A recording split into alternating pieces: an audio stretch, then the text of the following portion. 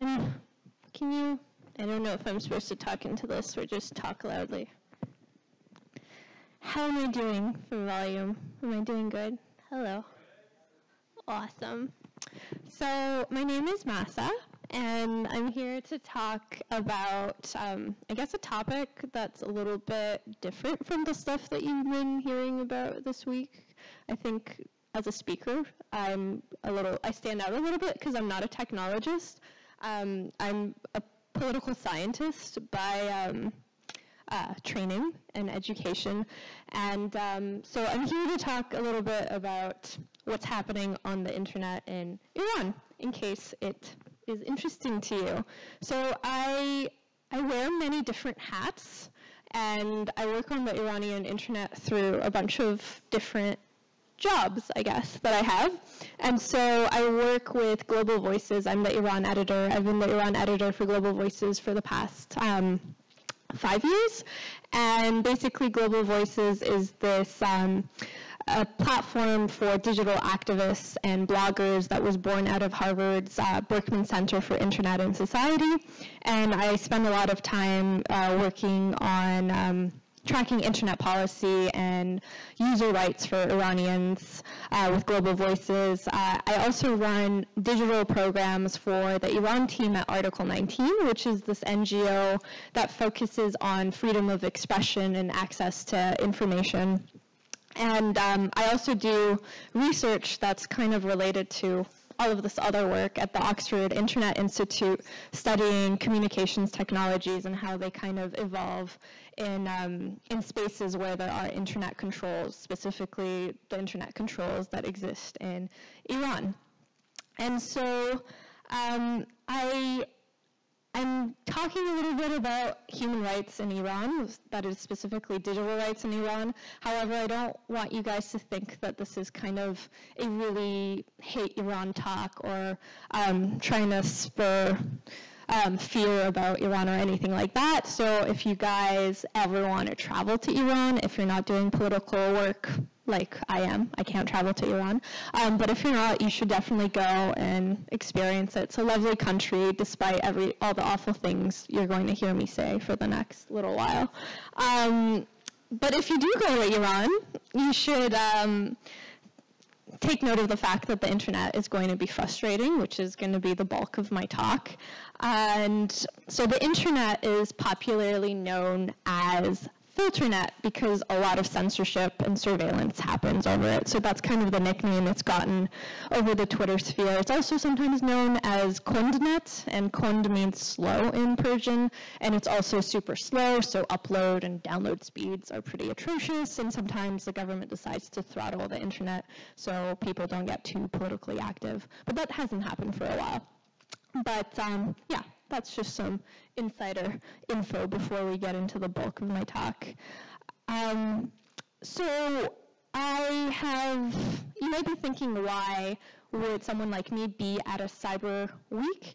So I've been going around to some hacker conferences over the past few years and talking about the Iranian internet, because one of the kind of goals of the work that I do is bridging the gap between technologists and human rights activists, and oftentimes these two groups kind of work in silos and they don't know how to talk to each other or communicate or best, meet at the common goals that they have. So I work with a lot of different human rights defenders that are working on Iran on minority issues like Kurdish Iranian groups or Baha'i Iranian groups, and they are often under heavy attack by the Iranian government, and they need a lot of help, but they don't kind of operate in the digital rights circles or the cybersecurity circles to get the proper help that they need. And so part of my work is bridging that gap, because you have experts that are working in human rights, and then you also have cybersecurity experts. And finding a way to bring these two communities together so they can serve common goals is part of the reason why I'm often at hacker conferences and I'm doing these kinds of talks. So 2 things that I'm going to be talking about today is, one, what's going on the Iranian internet. So I'm kind of a nerd for all the policy and law occurrences that happen in terms of the internet in Iran. So that's my job, and that's what I'm probably going to talk about. And it also helps understand what exactly the needs are for those at-risk users inside of Iran who do need sort of digital security help and focus. And this is part of the ongoing work that I'm doing with Article 19, which is kind of a cyber Iran project. And the first component of the project is doing research and analysis over laws and policies. Article 19 is at heart a legal NGO filled with international lawyers that sort of go through and decipher laws all around the world in terms of repression and the kind of hurdles put for freedom of expression. And then the other component is doing hands-on work with the different human rights defenders and finding the best modules and programs to get them to bulk up their security and defend themselves against the Iranian government. So Article 19 has a series of reports. In case you're interested, it's called Tightening the Net. And it's a series that we started in 2016, and we first started off kind of documenting the different aspects of the National Internet Network. And the National Internet Network is the Iranian government's attempt to sort of localize the internet within Iran. And I think North Korea has something kind of similar with their intranet. It's not quite the same thing in Iran. It's a little bit complex, and people have been scared that it's Iran's attempts to cut off from the World Wide Web. There is that possibility, which is why digital rights activists like myself and a lot of my colleagues are spending a lot of time on it. So that's that was part one of this project that I'm working on. Part two of the project was sort of understanding the soft war and cyber war tactics that the Iranian government has against a lot of journalists, dissidents, and human rights defenders. And so this kind of delved into the Iranian cyber army and understanding exactly the methods that they use.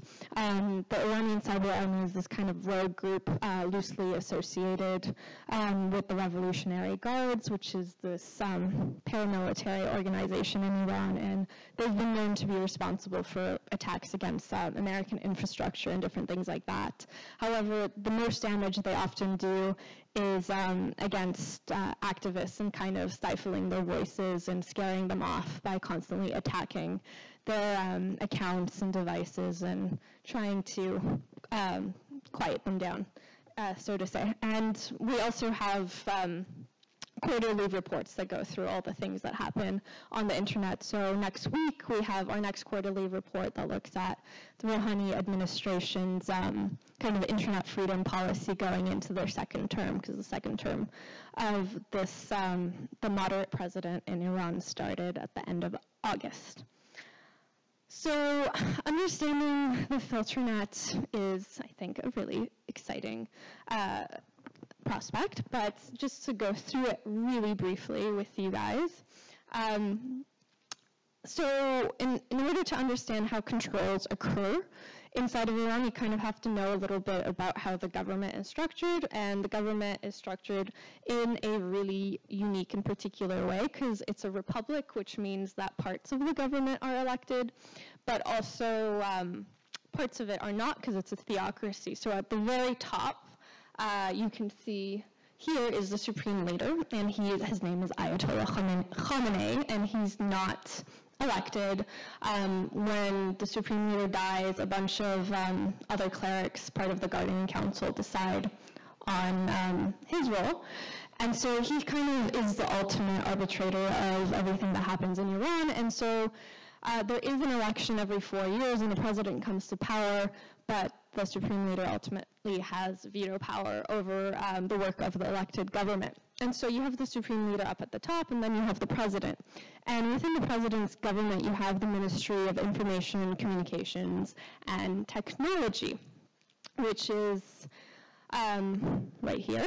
And then from there, you have the Telecommunications Company of Iran, and then you have the Data Company of Iran. And why these two are really important is because the telecommunications company, it's kind of a half privately owned, half publicly owned company that has one of the widest shares by the Revolutionary Guards, which are not really accountable to any part of the government except the supreme leader, and they're known to be quite hardline, and they're often responsible for the arrests of activists and various forms of repression and surveillance and monitoring of people's activities inside of Iran, and they have the biggest share of the telecommunications company of Iran. And so they control the data communications company, and the data communications company is basically in control of all the ISPs. And so that means that all private and government ISPs are basically in the hands of this structure, the infrastructure, which is often controlling. And so any decision to filter content, any decision to do surveillance is done through these different points. So blocking web pages, blacklisting keywords, it's kind of filtered through these ISPs, and the ISPs have to comply with the government or else they can't function. I've been told I'm using this microphone wrong. So yeah, any unencrypted traffic that occurs also means that this government, which is connected to the Revolutionary Guards and the various, intelligence apparatuses in Iran, can basically be sniffed by the government, which is really concerning. There's kind of a long history of how internet controls in Iran has been codified. It goes all the way back to 2001 when there was kind of a blogging revolution in Iran, and the Iranian hardliners kind of took note of the fact that this was a free space, and so they started blocking different web pages, and then they started drafting this law, which is the cybercrimes law. At Article 19, we've actually translated and analyzed this whole really huge legal document. And it wasn't really ratified until 2009, which was when this really big uprising happened in Iran. And this was when there was a presidential election, and there was a very moderate, a relatively progressive and liberal candidate in power, and the Iranian establishment kind of got worried, and it's suspected that they rigged the election, so a hardline populist president known as Mahmoud Ahmadinejad came into place. And so during that uprising, there was millions of Iranians protesting basically the establishment, and the government got really nervous, and they cut off the internet for a couple of hours, so there was a complete blackout. And after this, they started rolling out these laws and really codifying the process of censorship and surveillance in the country. And so right after the Green Movement, protests happened. They came out and ratified the cybercrimes laws. And then the Revolutionary Guards, this group that I was describing previously as part of that infographic, decided to create the Cyber Command Army, which also loosely has the Iranian Cyber Army affiliated to them. And so this was in 2009, and on top of that, because the Revolutionary Guards kind of police presence over the internet wasn't enough, the National Iranian Police, which is separate from the Revolutionary Guards, also established their own cyber police, which is known as Fatah. And then in 2012, with all the talks of kind of cyber war that was going on with Iran, the supreme leader decided that the issue of the internet was way too important not to be in his control completely, so he established the Supreme Council of Cyberspace, which is very Star Warsy, and but in Persian it's not that sci-fi fantasy-like, but basically, the Supreme Council of Cyberspace became the ultimate decision-making body for internet policy. So things like the filtering committee that decides what websites are blocked, how the cyber crimes laws are implemented goes through this, the Supreme Council of Cyberspace, which the Supreme Leader ultimately arbitrates over, not the President. So everything is kind of centralized to these hardline figures that are known to want to roll back on rights online. So some of the notable programs related to internet controls that I've been working on that have been creating a lot of problems for the community of human rights defenders are these three things. So there is one particular program called SPIDER, and within SPIDER was the program of intelligent filtering. And this was the government's it was more government propaganda and boasting of the fact that they really have control over everything that's happening over the internet. And so, I mean, a lot of things are censored in Iran, but most people are using VPNs and proxies to access it. So the government was kind of trying to tell Iranians that when they were on Facebook, despite the fact that it's an American company, they have the ability to control even private pages and access them, and do the same on all of these different American platforms like Instagram and WhatsApp and whatnot. And so I'll delve into that a little bit. And then part of the National Information Network, which is this intranet that sometimes is referred to as Halal Internet, is this whole project to localize all the platforms into Iran, which is the ultimate aim is to bring the servers and all the data into the country so Iran could ultimately have, the Iranian government could ultimately have access to it.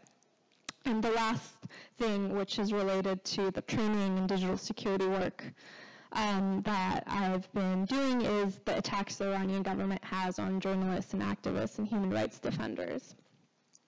So with the intelligent filtering project, which is the concept of not blocking an entire platform, but just blocking certain pages that the government finds fault with, they announced in 2016 that since the beginning of the Rouhani administration in 2013, they spent about $66 million American dollars on this project.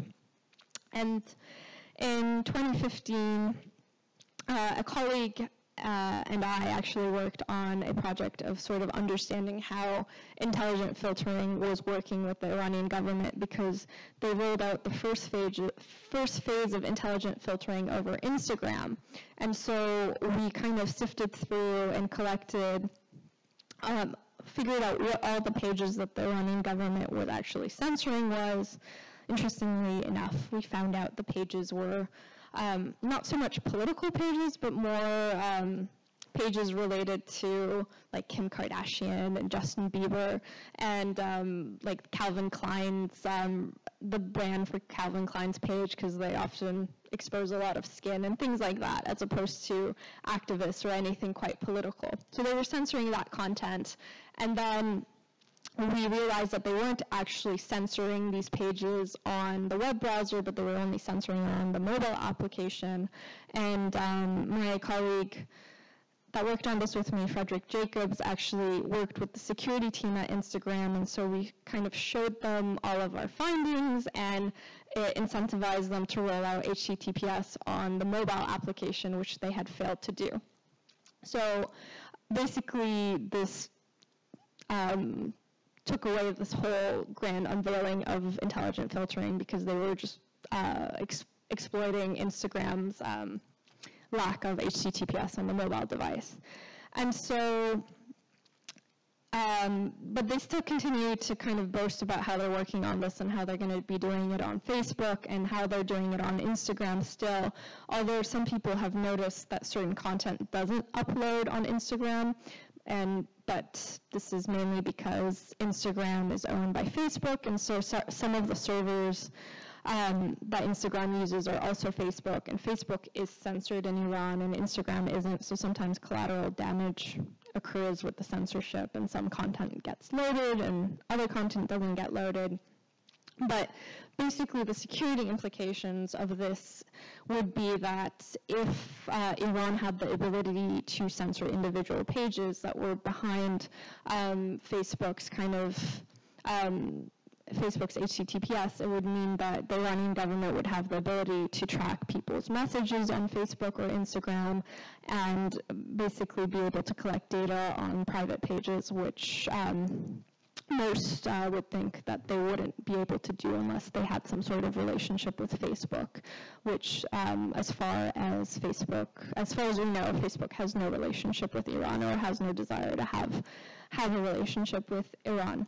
But yeah, it's very unlikely that the Iranian government can outwit Facebook's capabilities in terms of this kind of technology.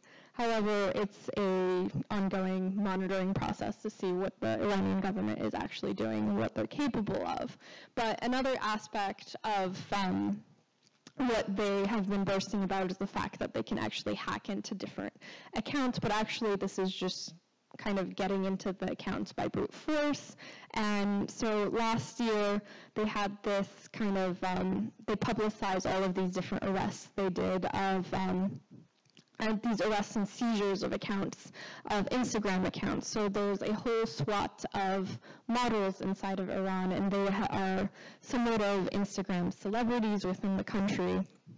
And so during May of, I think, 2016 it was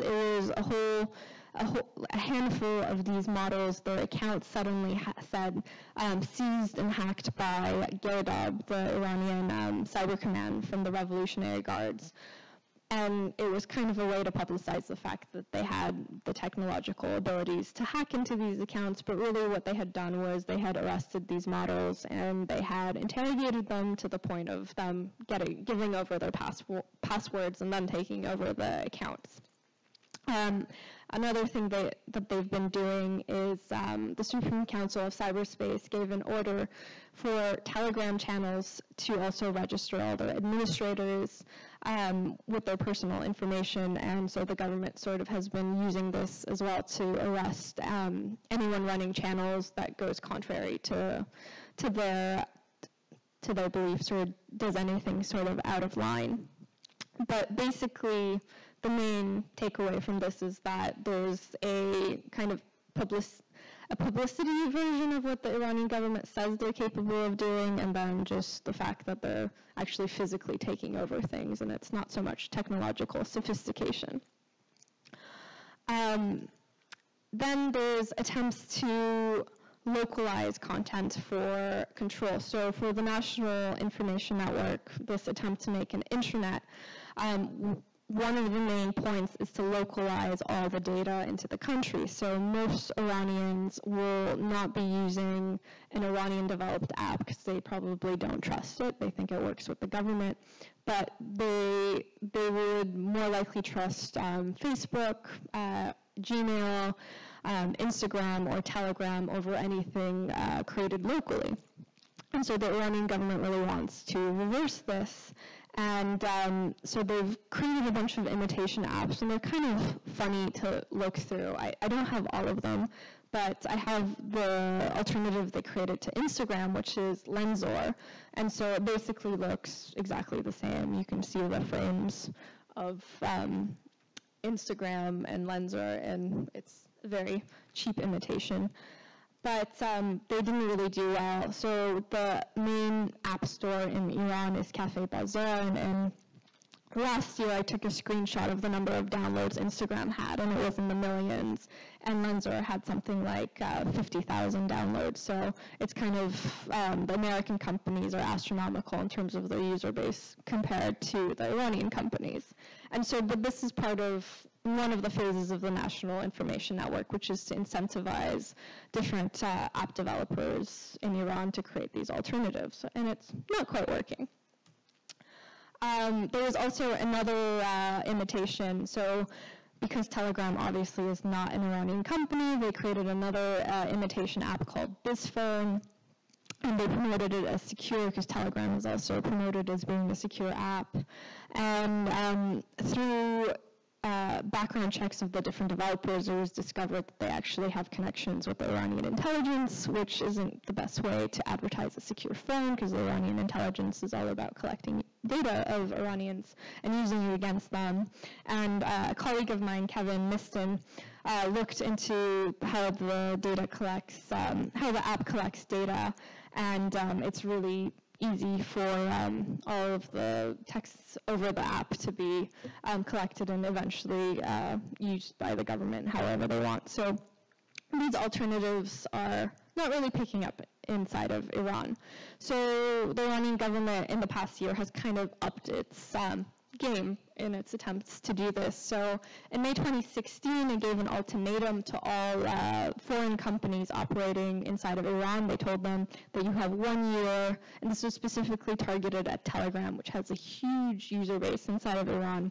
They told them you have 1 year to move all your servers inside of the country or you will be censored, which is a pretty big deal for Telegram because one of its draws, and the fact that it has about 40 million users, is that it's not censored and it's really easily accessible. And so a lot of people were concerned that there would be concessions from these foreign technology companies to actually be present in Iran. However, 1 year passed from May 2016, and they didn't actually follow up on this. But they have done other things, like a few months ago, the government has forced all the ISPs inside of the country to give 50% discounts to any internet traffic that is processed locally. So users are incentivized to use Iranian applications and Iranian websites and platforms over foreign ones because they'll have a cheaper internet bill. And this goes against all the kind of values of net neutrality that a lot of activists have been promoting. And the Special Rapporteur for Freedom of Expression actually has been really working on promoting this as a human right, not going against the values of net neutrality, which the Iranian government obviously is just going ahead and doing it anyways. There's also kind of US $1 million incentives from the Ministry of ICT to promote app developers to create local alternatives, and they were told that if they hit a 1 million mark on their users, they would get this X amount of money. And this was after the Lensor and the BIS phone didn't quite pick up, so this was in the past year they've done this. But a few weeks ago, and this is something that I've been working on for a report that we're publishing next week, they've come out with a new law from the Supreme Council of Cyberspace, which is policy and action on organizing social media messaging applications. And so it seems like they're coming out with a stronger ultimatum to these different platforms that they have to move their servers inside of the country or face censorship. And there's been some concern over the fact that Telegram has, in fact, been conceding in some ways to this demand because I'll get into it right now, but I'm not sure if you picked up on the fact that Telegram is a huge phenomenon inside of Iran, so huge that sometimes it's on par with internet traffic. So there's about 25 million daily users according to the company inside of Iran. There's about 40 million monthly users, and 40 to 45 million is about the internet penetration rate in Iran. So it's really huge and significant. But Telegram in Iran has a really controversial and problematic presence, and I'll circle back to the whole pressuring companies to bring their servers into Iran, because since 2015, when Telegram became a phenomenon inside of Iran, there's been about every few months there's been an issue about how Telegram's data collection is compromising the privacy and security of Iranians. So Telegram is very controversial, and in 2015, Telegram started censoring bots and stickers inside of Iran, and this was really strange because Telegram kind of stands up as being this company that doesn't give in to governments. They have their founder has a very notable relationship with the Russian government. I'm sure anyone who's familiar with that story knows that he basically stood up to the Russian government and sold his previous project, vContact, just because he didn't want to give in to the Russian government's demands. But so this came as a bit of a shock, because all of a sudden Iranians noticed that different bots were being censored inside of the country, and stickers that were rude or immoral were also being censored. Pavel Durov, the kind of founder of Telegram, responded to this and said that the bots were only porn bots that were being filtered, which was something that was required from Apple's App Store. However, through different searches and sifts through porn bots in different regions, we've noticed that the same ones were available in Turkey and but not in Iran. So there is some cooperation with local laws and local demands going on. And the ministry, oddly enough, since 2015 has announced, I think over 10 times in various official statements, that they have a direct relationship with Telegram. And it can obviously be lies, because the things that come out of the Iranian government are often exaggerations or, straight out lies. But so they have mentioned Telegram many times, and the fact that they're cooperating with Telegram. Telegram has really firmly denied that they do any work with the Iranian government, and but obviously there's no real transparency, and there's been a push by different digital rights groups to demand more transparency from Telegram in this regard. But at the moment, it's just at the level of rumors exactly what they do. Various concerns, however, have come up over Telegram security, just because almost everyone is using Telegram. I'm on Telegram because I just can't stay in touch with certain people inside of the country if I didn't have Telegram, or I wouldn't be able to get information from the news feeds, certain information if I wasn't on it. So it's basically essential to be on there. And because it's so big, it's become kind of a security concern. And over the past few years, there's been a lot of notable hacks and account takeovers. And this isn't necessarily an issue with Telegram security, although I think there's been a number of people in the cryptography community that have criticized Telegram's encryption methods. But one of the main exploits that the Iranian government has used is the fact that there's SMS verification for these accounts. So there's a screenshot from this journalist that's actually based abroad, who's really well-read and popular inside of the country. And so basically this is an image of how she one day discovered her account was taken down. So the public channel she had, which had over 5,000 followers, was taken down, and this was because the Iranian government hackers had somehow been able, through SMS verification, get into the account and delete it. Telegram did help her put it back up, and but this is one of the main vulnerabilities, and the same thing could happen with Signal, because Signal also needs SMS verification. This was a quote I had from a cryptographer who didn't quite think that Telegram's encryption was up to standards. And so this is another issue with Telegram. A lot of people don't trust the actual security assurances that they give.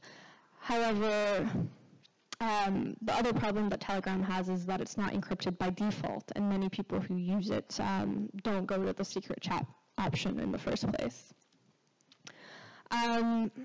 So some of the concerning statements that have come out of the Iranian government was in 2015, when the Supreme Council of Cyberspace assured Iranians that 30% of Telegram data was stored inside of Iran. You can see up here, Telegram's official Twitter account said, this is 100% bullshit, in response to someone asking them about this. So there's a good chance the Iranian government is kind of making this up to appease hardliners from stopping the platform from being censored wholesale in the country, because there is some pressure to kind of rein in over it and control it. In August of 2017, additionally, the Ministry of Information, Communication and Technology announced that Telegram had started hosting its servers in Iran after they had given the ultimatum in May 2016 to do this. And so this was a huge moment for a lot of privacy advocates, because this could be very devastating, since the majority of data belonging to Iranians' communications is on Telegram at the moment. But Telegram shortly came out with a long explanation that what they were doing was that they were going to countries where they had a lot of users, including Iran, Iraq, India, and various other countries, I think, in Latin America, and they were hosting the CDN servers, which are the content delivery networks inside of the country, just so they could increase download and upload speeds. And this was the kind of diagram they drew of how it worked, and they assured that it was completely encrypted and it was only occurring over the public channels. And I'm not sure how many of you are familiar with how public channels work on Telegram, but it's essentially turned Telegram from being just a messaging application into this huge social media platform for Iranians. So BBC Persian is a really trusted news source in Iran, and it's blocked, but they put all their content up on the public channel, and there's millions of followers on BBC Persian's public channel that can easily read the content without censorship. So essentially what Telegram is saying is that the content that goes on these public channels is being uploaded onto servers inside of the country, which isn't necessarily a huge privacy concern because that content is public anyways. But a lot of us, including me, worried that this is like one of the first concessions towards more and more movement of servers and data inside of the country for this platform, which is basically essentially becoming part of Iran's internet infrastructure. And so this kind of brings me to the other part of what I do, is looking at the security habits of Iranians and looking at how Iranians are using Telegram and how it's there's so many different sensitivities and weaknesses on this platform, yet it's really hard to stop Iranians from using it. Like I said, I use it myself just because I have no other choice. But how Telegram did kind of pick up and other applications didn't is because I think Iranians favor usability over security. So design and features rank much higher than security does, and this is part and parcel of understanding the digital security concerns in the country. So for a while, a lot of people came out and said, start using Signal. Why aren't Iranians using Signal? Why are they using Telegram?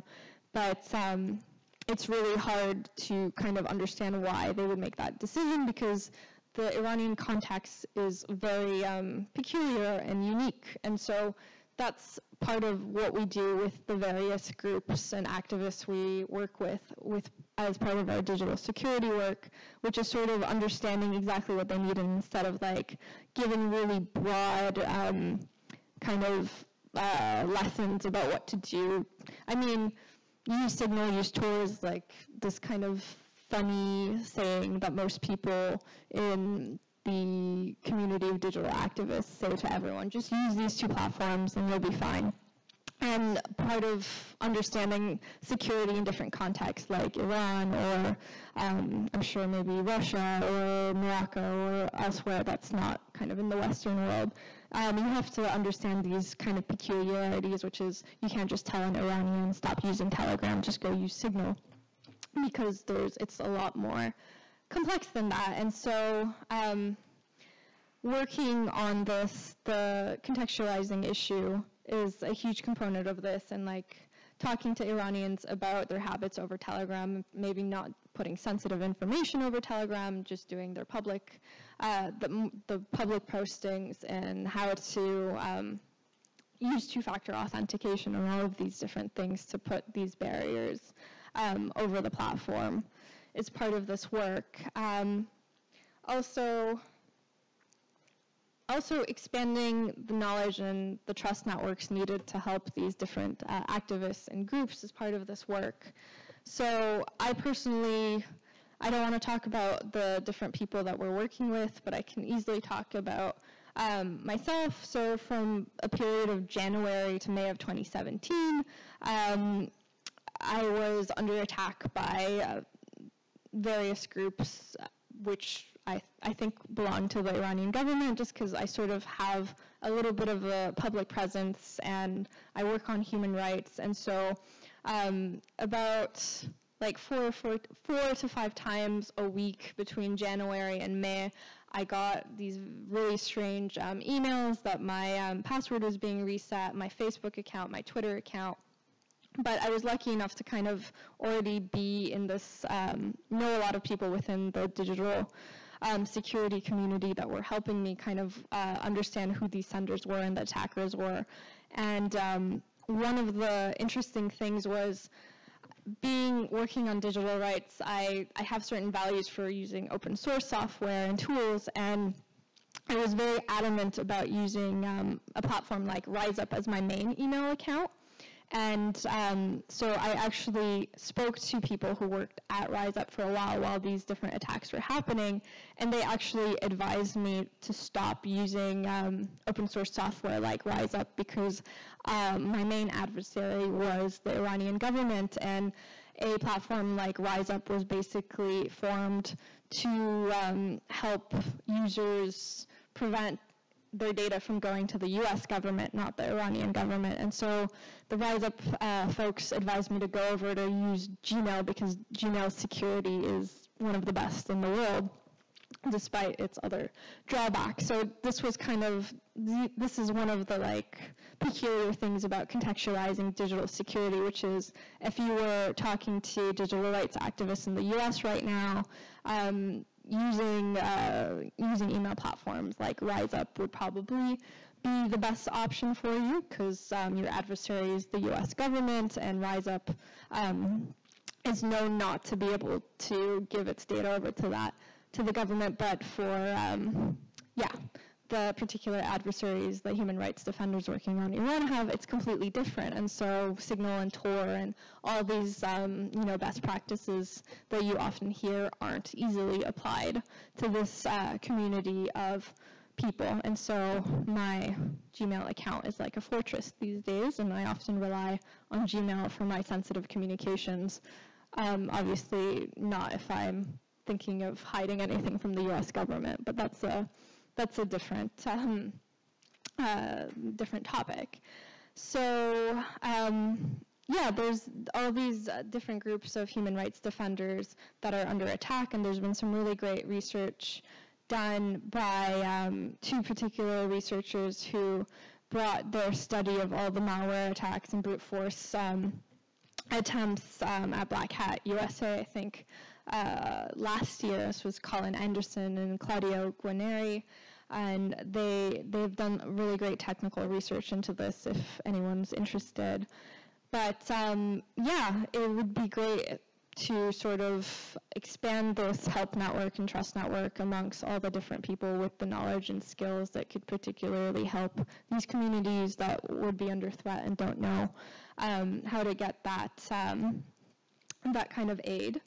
And that's mainly why I really enjoy coming to these kind of cyber conferences and talking about these issues. And if anyone has any questions or comments, I would love to chat further. And thank you.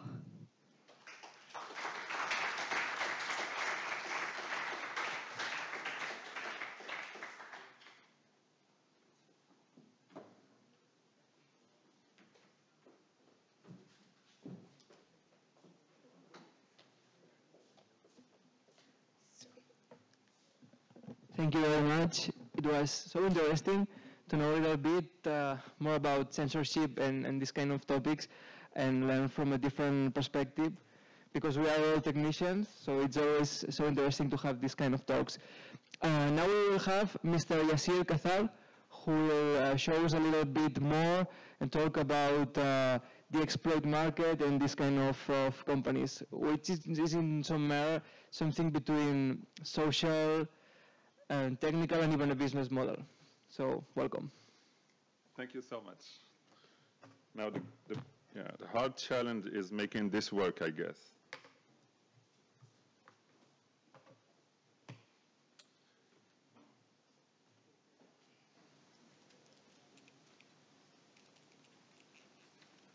Don't sleep, Neil, please.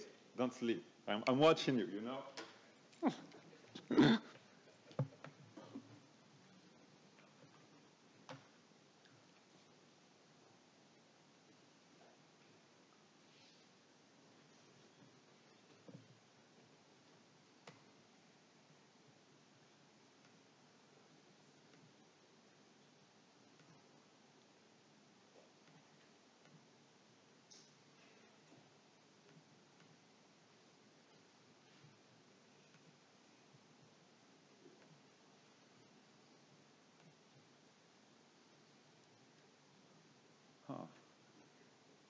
Well, the resolution is not very cool, but I guess we'll do it.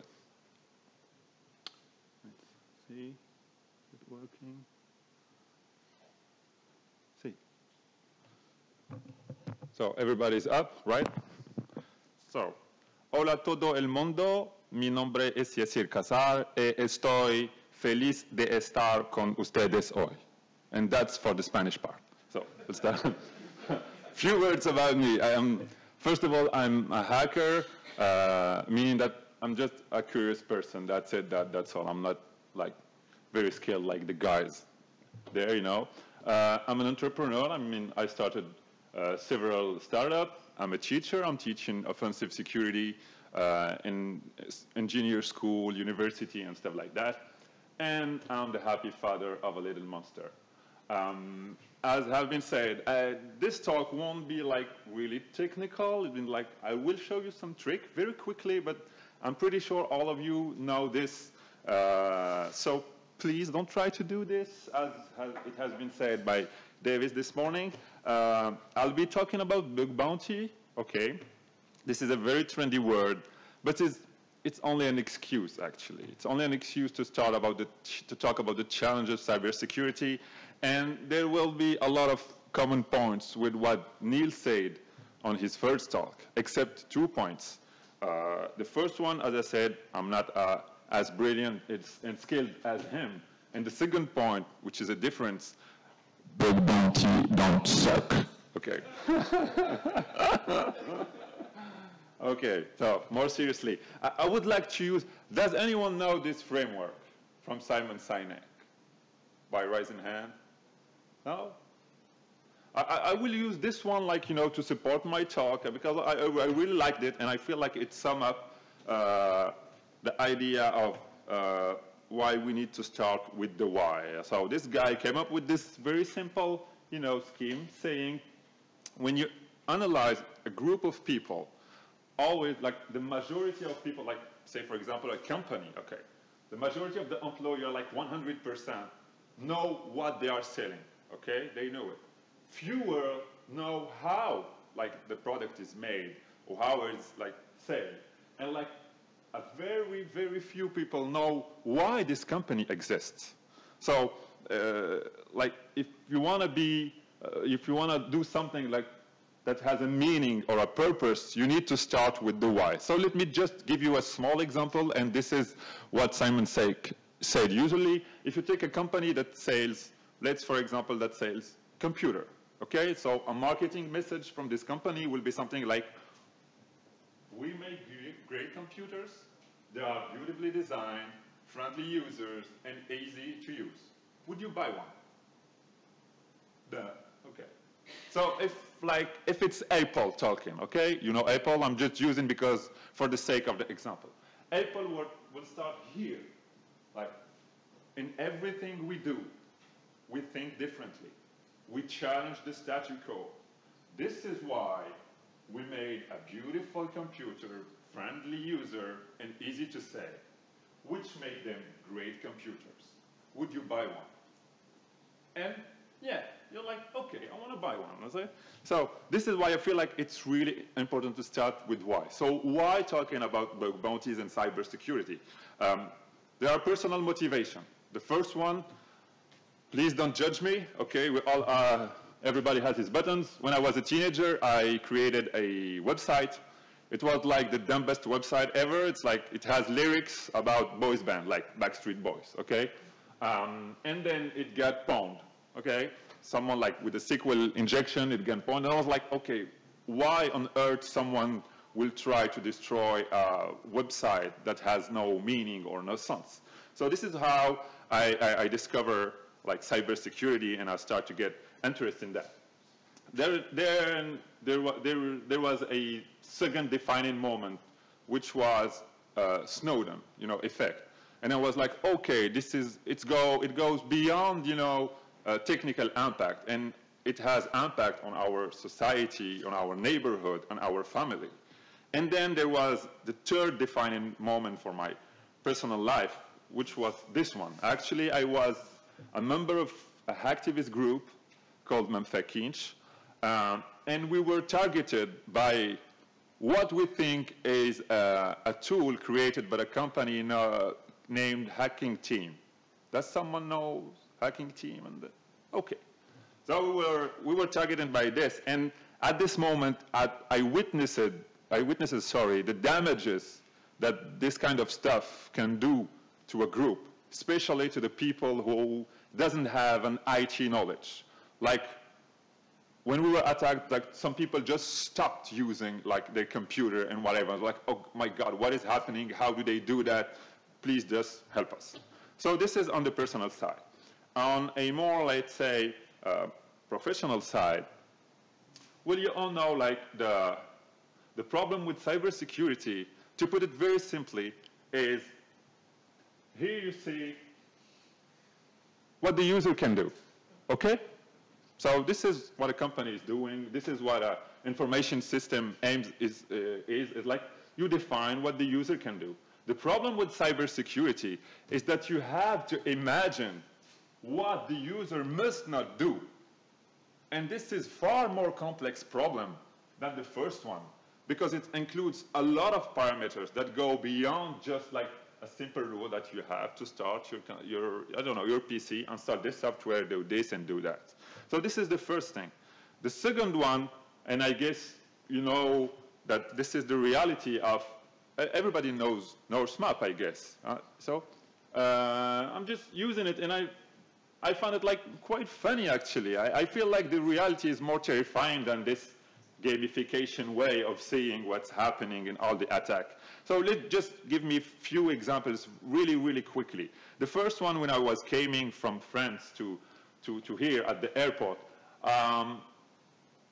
I couldn't stop myself from like playing with the screen on the airport, you know? And the guy, one guy, like I guess it was from like the store, was staring at me, and I was like, can I play? He's like, yeah, just go and play, and let's start playing. And then within a few seconds, as all of you may know, like the right moves, you get to the panel, to administrator panel, and then I said, can I go like a little bit further? And they say, hey, whatever.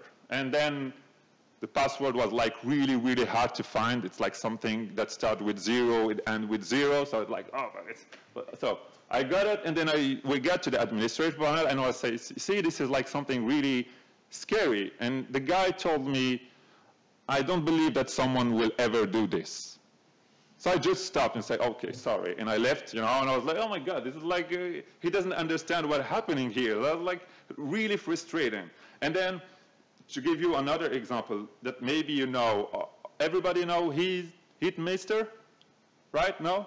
Which is a digital thermostat. So if you go playing with something like Shodan, everybody knows Shodan, I guess, right? So you just need to go and take a look at Heatmeter, and then you will have, oh, it's not up here. The beauty of technology. So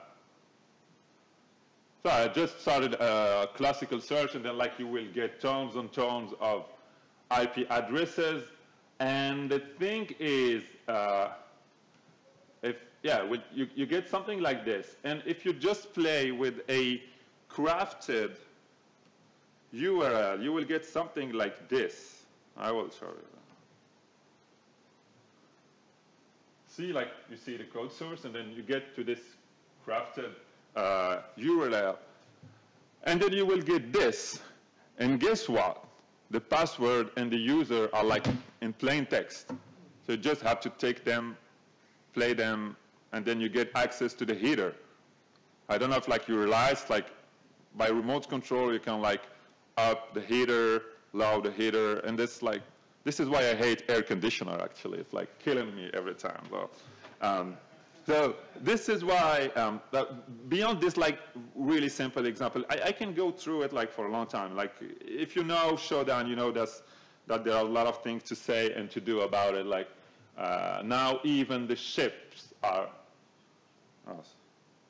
where is that? Yeah, it's here. Like they have like this tracker of ship. You know about it, I guess. So like you can track ships even if you go like something that is very known now. I just don't need to command the next one. If you go play in with,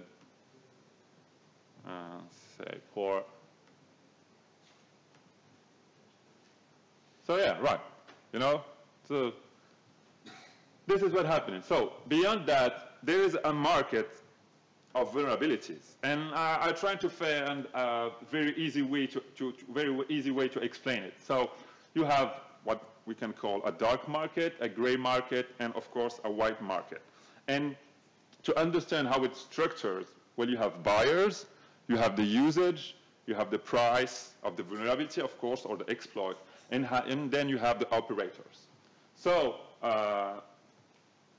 just like to be clear, this is just like a way to make things simple to understand. You will definitely find some scenario where I don't fit in any of the cases, or like it fit on two cases, but just like to make things simple. So the dark market, it's always like, usually it's used by organized crime or intelligence offices or states.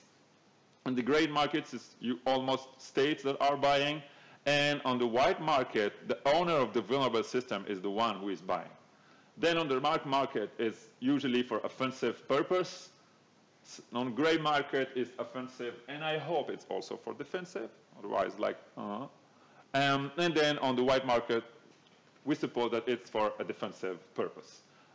Usually the transaction are like, the price are really high, and the transactions are slow.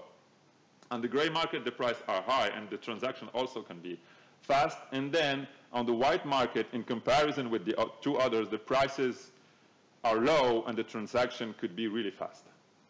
And then where you can use it, so I just used Darknet, but there are a lot of platforms where you can buy this thing of that. And on the gray market, you have like dedicated brokers. And then on the white market, for instance, you can have bug bounties, just to show you where it fits on this kind of thing. So, and then you have like the 0-day, of course, you know, market. And just to give you an idea, I guess you know Zerodium, to give you an idea of the prices that are used, that can go up to 1.5 million for a 0-day that is sold. Just to continue on why like bug bounty makes sense, and just to like build the context in where we are like living. There is a report that was written by the ENISA. ENISA is like the equivalent of the NSA in Europe. And this report, they shows like the top threats between 2015 and 2016. So of course, in the first place, you have like malware, and then just on the second one and the third one, you have like the web-based attacks and the web application attacks, which are like the second scope that can be used. And it happens that like bug bounties can be really efficient when it comes to web-based attack or web applications. What is interesting also when talking about web-based attack and web application attacks is that they are definitely used by all kind of attackants. So you can see like you have cyber criminals, insiders, not very well, but you have nation states, you have corporations, activists, cyber fighters, cyber terrorists, and then script kiddies. Another problem or another challenge for cybersecurity is that there is a 75 shortage of cybersecurity profiles. So this is in Europe, actually, okay? So this is like a very big shortage of profile. And even if there are more and more universities trying to, you know, teach cybersecurity, well, it won't be the solution, even for the 10 next years. And this brought me to the next slide, where I was trying to find a very simple way to show how the market of cybersecurity recruitment is like moving on in the future. So I came up with this one. I don't know if you can see what's written, right? So, okay. So if you analyze now what's happening, you will see that there are two axes. You have like human brain versus artificial intelligence, sorry. And then you will have like centralized structure versus decentralized structure, okay? So you can see that like intrusion test will be on the left of the of this draw, and then like scanner or automated or bot will be on the write down. And I don't know, I've never seen something like a centralized form of artificial intelligence, like an AI that is controlling a lot of AIs that is controlling other AIs. So it sounds like a Skynet for me, for those who knows, Terminator, but this is it. And this draw go beyond cybersecurity, for instance. So just let me show you an example. If we take the same and let's analyze what happened to the taxi, okay? Taxi industry. So taxi are usually here, and then there is a startup that come up with an application, and the startup is called Uber, right? So it moved the industry to this part, and then the next move from Uber will be this, with autonomous car, right? So I feel like all the way we know labor and work is like sliding to the right part where it will be a kind of mixing brain network with brain boats and something like that. So this is like for just building the context, and then how to start a bug bounty, or how to use it. I will spare all the part about like you need to communicate, you need, project management, blah, blah, blah. This is not the point. First thing is, from my point of view, bug bounty is not a miracle solution. You just need to use it in a smart way in combination with, other solutions. So for instance, like you have scanners, then you need to do intrusion tests and whatever, then come the bug bounty, and then come the real attack. So for me, it's like the last thing before a real attack can happen. And then you can see on the other side, of course, the cost and the risk. And this supposes that, of course, the company is doing its daily job, meaning like testing its application and whatever it has to do. And another point, which is like for me the real, not problem, but challenge with bug bounties is quantity versus quality. And I forgot to ask a question, and I'm just like feeling so silly about it. Does anyone knows what bug bounty is? Who doesn't know? There's no shame. Oh my God, I was like spending 20 hours. So to put it very like easily and simply, bug bounty is like use a platform when you have a community of hackers all around the world, and you just go say, okay, I have a website, please test it, go ahead, it's like public, test it, and if you find this kind of vulnerability, I will pay you for the vulnerability. That's the principle, okay? This is really easy and really simple. Another thing and another challenge, and we were discussing this for like the last day, is what kind of NDA could be used in this kind of platform. I tend to think that responsible disclosure is like the best way till now to use it, but the thing is, whenever I start this kind of discussion, I find that there is a American logic and then the rest of the world logic. It's like every time the same thing, and it's like you can see it on whatever you want. When I went to America or the US, I have like to think, okay, they don't use Celsius, they use Fahrenheit. They don't use, kilogram, they do pounds, then and whatever. And especially in innovation, you see, I usually think like, the US innovates and the Europe legislates. So they like to find a way to make it like, okay, this has to be put in a framework with legal stuff and this kind of thing. So I easily understand that a Google company can pay like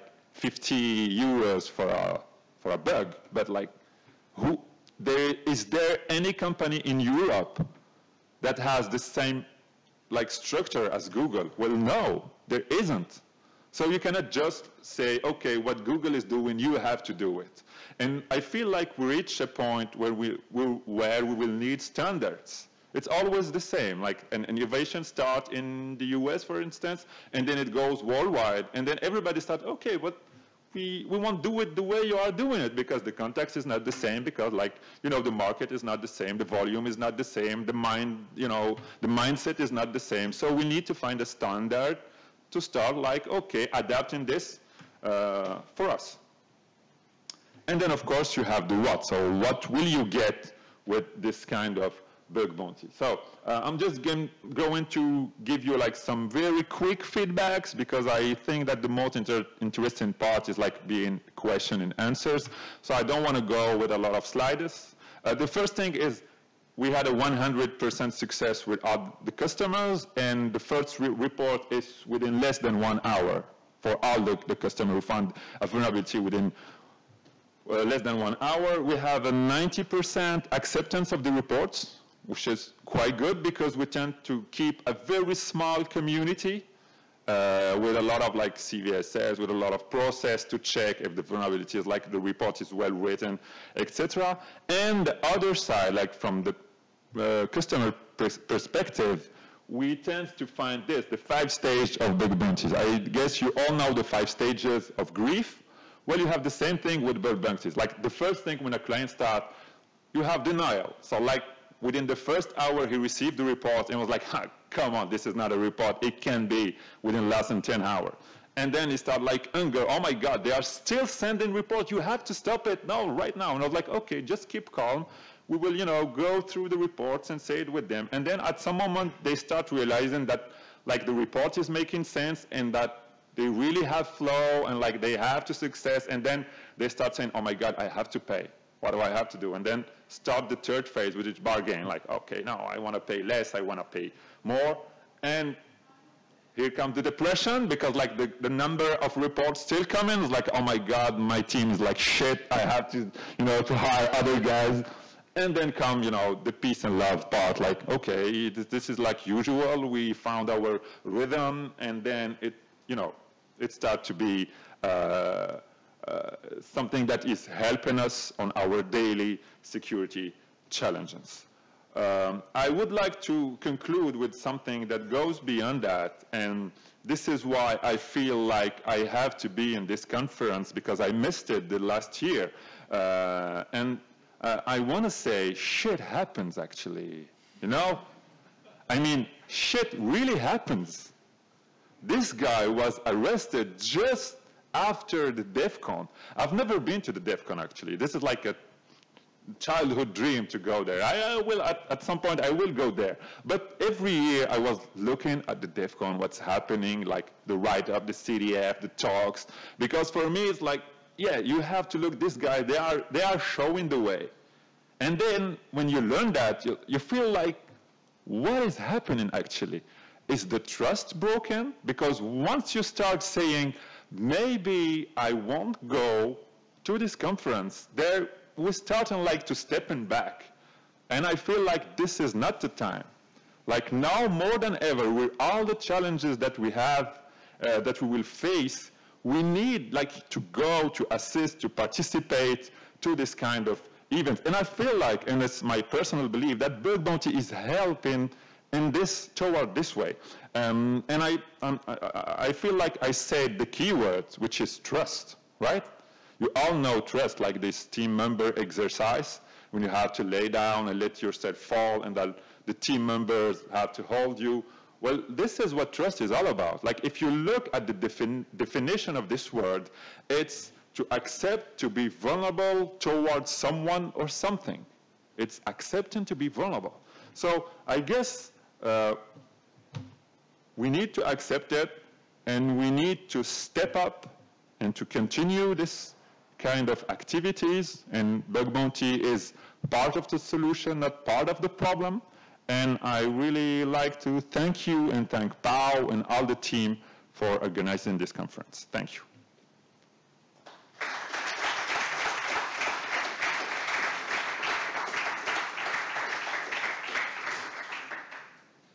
And if there is no question, then Pau appears.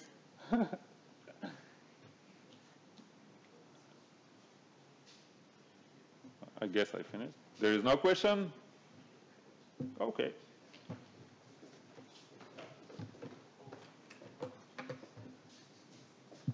Okay, thank you. Now we will be doing a 20 minutes break, and then we will proceed with a panel talking about the future of computer security with some of our speakers. So in 20 minutes, we'll be in this room.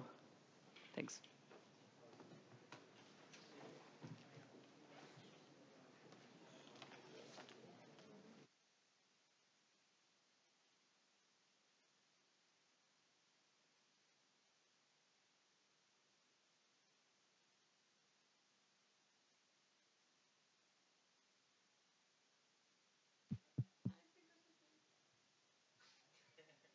Fins ara, companys.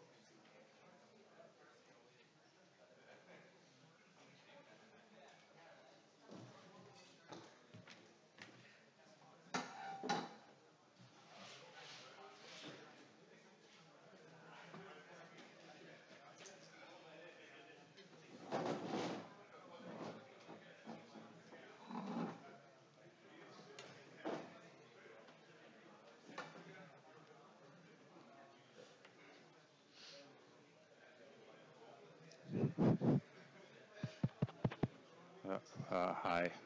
Hello. Hi. Hi. Hi. Can you hear me? Can you? Oh. I was just messing around.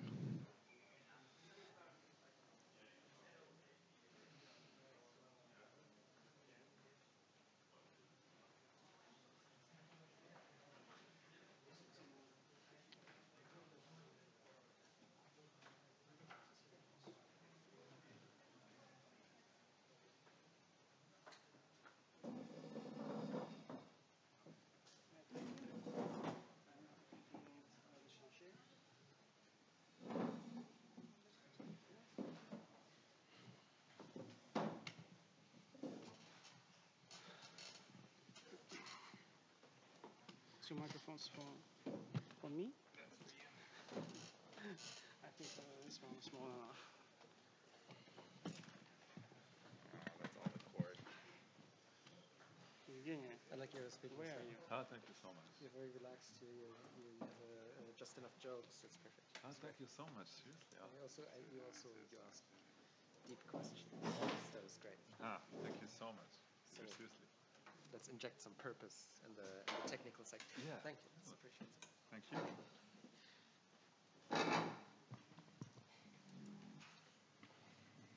What? Hello everyone, all of our attendees, and also hello to all of the people who's watching us on streaming.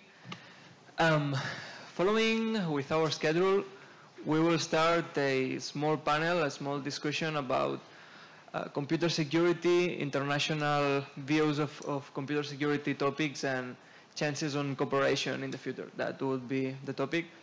We have a diverse group of people. Some of them you already know them, and some of them you'll know them better tomorrow. So first of all, thank you all for coming again, and we will run this the following way. We will be dropping small questions, and our guests will be answering that, so we can check different point of views and everything. First question, and I would like to use this first question also as a chance for you to presenting yourself again. And what does it mean for you to be a hacker? We start with a tough question.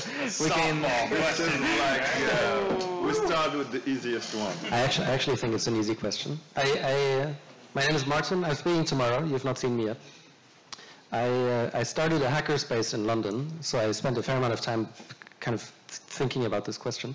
In the end, for me personally, there are many definitions. For me personally, it goes back to the original sense of kind of the late 20th century American university sense, which is a hacker is someone who understands a complex system deeply enough, and it might be a technical system, might be a social system, deeply enough that they can subvert it towards other purposes. So fundamentally for me is someone who is maybe knowledgeable, who's informed, but also maybe a bit playful in how they use that knowledge. Yeah, that. And you have to present yourself. That sounds good. We'll go with that. Shall I do an intro? Yeah. Quick. I have a technical background. I spent the last 2 decades, the last decade with, I'm old, but not that old. The last decade with different kinds of community organizations. I'm now a researcher at the Oxford Internet Institute. At the moment, I'm researching darknet marketplaces. These are places online where people use cryptographic methods to kind of hide their tracks, and then they deal in drugs and weapons and other kinds of things. I'll be talking about that tomorrow.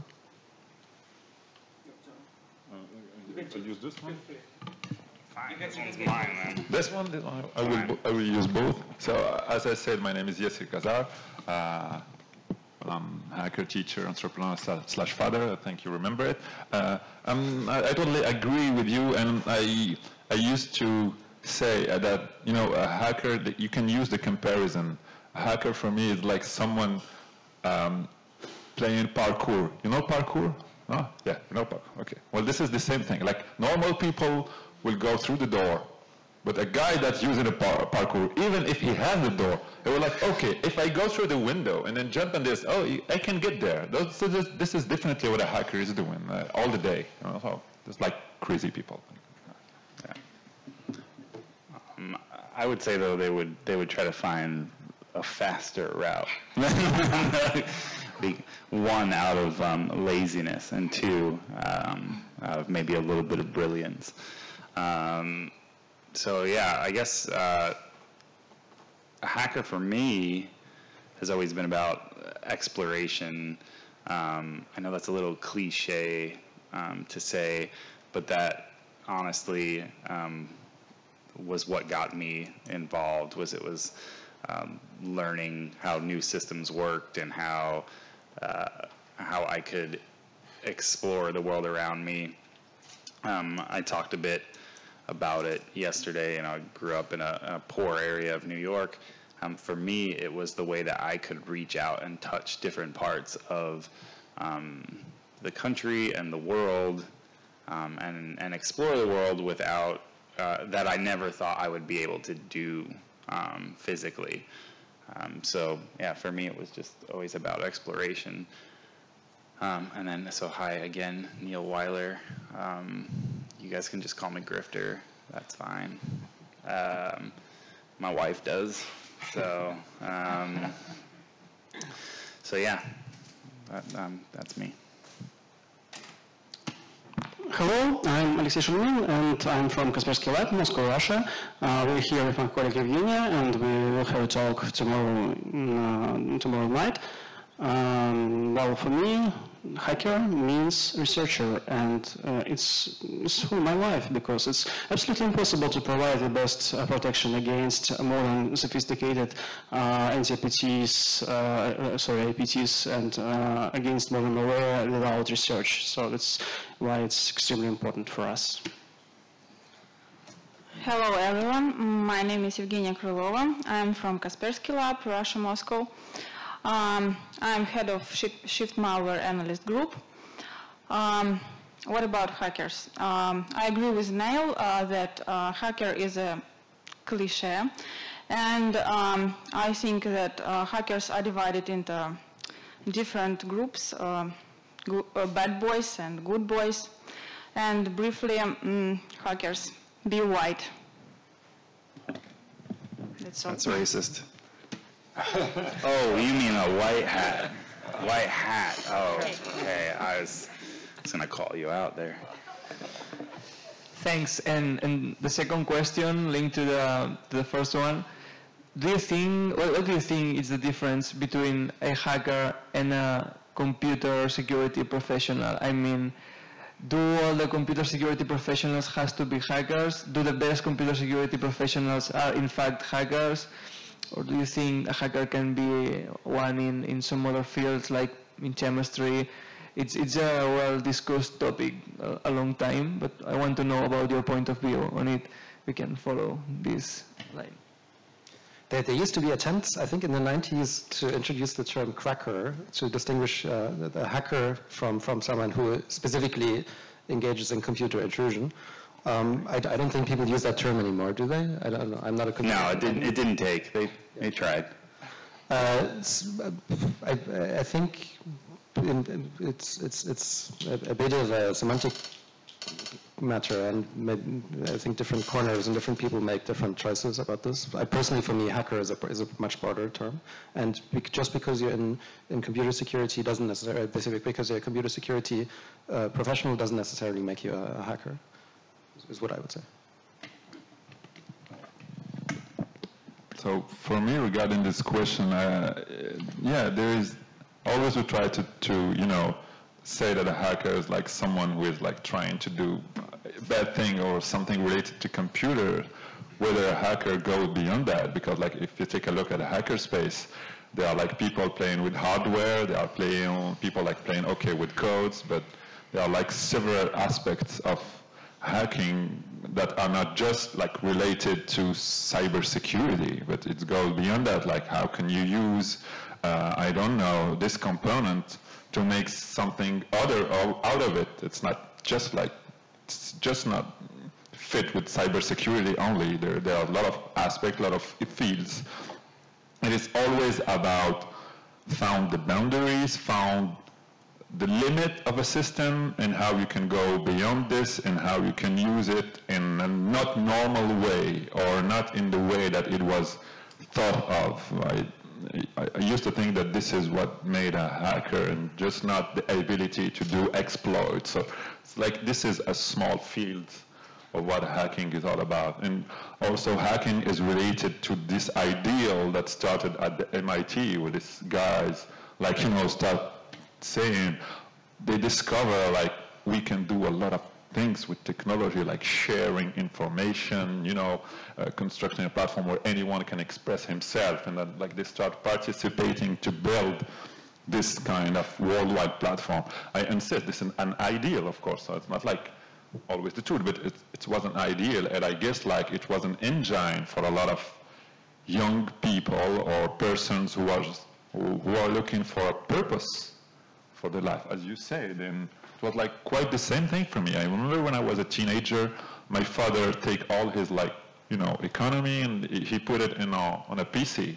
He bought a PC for me, and from that moment it was like, oh my God, I discovered something really interesting, and I started playing with it.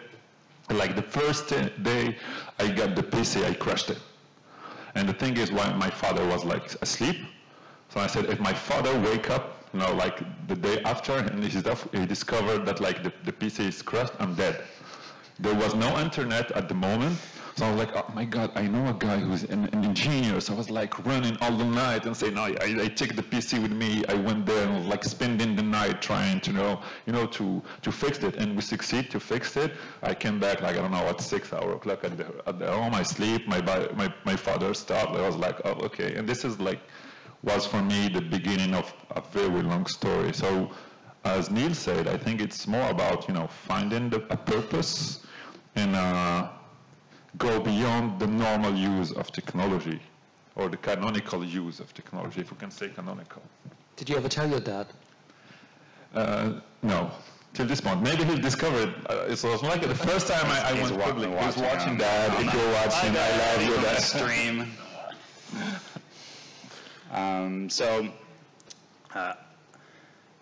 I think you can be an information security professional without being a hacker, but I think the best information security professionals are hackers. We talked a little bit about it at dinner, where we were saying about like having the passion or the drive to take it to the next step, or go a little bit further with whatever you're doing, not just settling, I guess is probably the best way to put it. What's the paper for? This is the white paper. And we have black paper. We did a white paper, you guys can read it. But yeah, so I think that's the thing is, like, when I was learning this stuff, it was in the trenches, like, breaking into computers, and because I had to. That was the way that you learned at the time. It was, if you wanted to learn Unix, you broke into a government computer or a university. Now that's not the case. You can just, spin up a couple of VMs, you throw Kali on there, you fire off some stuff. You don't need to break the law in order to do it. But that doesn't mean, and there was nothing at universities. Like you couldn't go to university for network security. It didn't exist. And so now those things exist, and you can go to school, specifically for an information security degree. But what I find when I encounter those individuals, in the workplace, is that it's just punching a clock for them. They figure, oh, it's a good field and it makes good money, and that's cool. But then you're like, oh, you should come out to the hackerspace and we do these cool projects, or you should come to DEF CON, or you should come to ShmooCon or Derby or whatever, like all these other conferences and different stuff, and they're just like, nah, I'm good. And you're like, what do you mean you're good? Like, you don't want to go? Like, you should come, it's awesome, we have fun and we do all these things, whatever. And they're like, no, that's just my job. Like, and that does not compute for me. Like, I don't understand not wanting to like dive in head first and get into the, you know, tiny little details and figure out how to take things to the next level. So. Well, for me, all security specialists are hackers because, to be honest, it's impossible to build a well-protected network without a red team, for example. You can't provide the best detection against malware without disassembling it. Anyway, you have to know how does it work, and that's why I think that all security specialists are hackers. Oh, I don't know what to add to all the speakers. Maybe I agree with everyone in a little bit. You're wrong. Well, is this what we're supposed to do? Like, you know, we're supposed to have like the back and forth. Take the microphone and we'll argue with each other. No, I think that I agree that would be in an ideal world. That'd be great to have a red team at organizations, or and in order to do certain aspects of the job, you have to think like an attacker and do the things. But I see companies all the time who don't have those things. Like, they do have a security team, but the security team manages firewalls, or they manage intrusion detection systems and stuff like that. They're not hackers, they're admins. So, like, saying that all information security professionals are hackers, I think would be a stretch. Give me your counterpoint. Fine, I win. I can push back against some. If you want to debate, we can hold. If you want to debate, we can debate something else. Yeah, bring it. So the point where I would push back is to say you need to be. Actually, I first should disclaim I'm not an information security professional. I'm a computer scientist, but not I don't have a specialization in computer security. So and I've not worked in that field. But I've worked in many technology organizations, and I've experienced a similar dynamic that you're talking about, which is kind of people who grew up with computers and breathe and dream computers suddenly realized at some point, and kind of in our technology progression, oh, you can make money with this. This can be a job. And for certainly for my generation, that was still a surprise. Maybe now it's kind of you grow up with the notion, but for us it was still a surprise. And the inevitable effect of kind of the step after is that suddenly it is a job, which also means that you're not in a club, you're at work. And I think this is also the dynamic you're talking about. And I would actually argue it's important that we recognize that it is a job. And it's important for multiple reasons, but I want to point out two. The first is, I think we, in the technology sector in the last few years, there were discussions about how open are we as a community towards having people enter the field who didn't necessarily grow up in quite the same way, or didn't necessarily play with computers when they were 3, and these kinds of things. So I think we also have to be really mindful of how we identify as kind of as a hacker, and what kind of filter we want to apply for ourselves, but also then when we kind of judge others. And the second point I forgot, but I might come back to that later. That's why the paper and the pen. Yeah. I'll use this one. Well, I don't agree with Neil, and I don't agree with you, actually, because I feel like this whole idea of saying you are a good cybersecurity guy, but you are not a good hacker, or vice versa. It's like a binary logic. Now it's like the IT logic, and it's not working with human being, meaning you can be a good security professional and a good hacker. And you could be a very good cybersecurity professional and a very bad hacker. And you can be a very bad computer security and a good hacker, and you can be very bad professional and very bad hacker. Because like human being is complex. Now, complex, it's a system. When you have in the same input, you cannot predict the output. This is the problem with human being. So it's not a complicated problem. This kind of reasoning is fit with complicated program, like an equation. An equation can be complicated. You mean you will spend a lot of time and resources, but at the end, you will get the solution. we don't have an equation for a human being, actually. So it's really, yeah, 42. Right? But from that, I think it's really useless to spend time in this kind of logic, saying, okay, if you are it reminds me like, you know, a little fighting when we are at school. You're like, I'm better than you on soccer, and I'm better than you on basketball. And okay, so for me, it's really useless. We have like to go beyond that and say, okay, we don't need to know if you are a good cybersecurity, it means that you are a good hacker or not. It's like human being, you will find whatever, all the cases in the new nature. Just, if I remember my last point, can I ask in the room who here is currently studying and who intends to become a computer security professional? Please raise your hand. Okay, it's maybe 10, 15, maybe, well, even if you don't know yet, but you think maybe it might be for you, I think you fall into this category. The other reason why I think we need to recognize that these are jobs, and a job is different from other things that you do in life, is it is important to put boundaries around your job. When you're young, you come with enthusiasm and you're willing to work hard, in part because there's loads to explore, and in part because people will just give you loads of work. But at some point, you're a bit older. Maybe you want to start a family. Maybe you realize that other things in life are also important. And I think in that moment, it becomes important to recognize that, no, it's a job. It's nice to, at some point in the day, to say, okay, I'm going to leave this part at home, and then I'm going to do other things instead. I love my job. I work with I bring a lot of passion in my job, and I chose it very carefully. And I think I have the best job in the world, but still, for me, personal boundaries between the job and the rest of life, very important. Thank you very much. The next thing I wanted to ask is about the perception of what is a hacker, what is a cyber criminal, and what is a computer security professional in your country. We will start with Ginia this time. It's not fair. Hacker, security researcher, and cyber criminal. Cyber criminal. Okay. In Russia, these three words are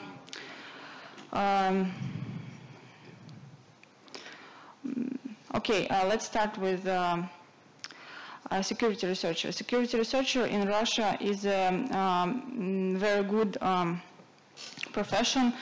It is very, I don't know how to say,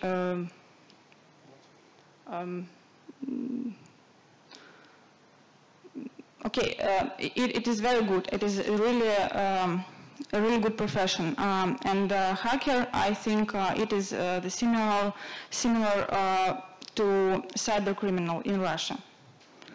Okay, maybe Alexei will correct me. Yeah, this time I disagree with Evgenia. I think that cyber criminal, well, crime is a crime and there's nothing to discuss. Hacker, for me, is a researcher, and the security specialist is a security enthusiast, and he's a professional, of course, and he's a well-educated man. In Russia, for me, it is. Sure. So I would say, yeah, a criminal's a criminal. But that's where I would leave that one. I think hackers, we're kind of, because of the hackerspace movement, we're kind of taking that name back. Like it was what it was, for the people at MIT back in the day working on AI or the Tech Mile Railroad Club and that kind of stuff, and they had a different term for hacker. It got turned into someone who breaks into computers, which there's still obviously a strong draw toward, but I think again because of the hackerspace movement, we're taking it back to its original meaning.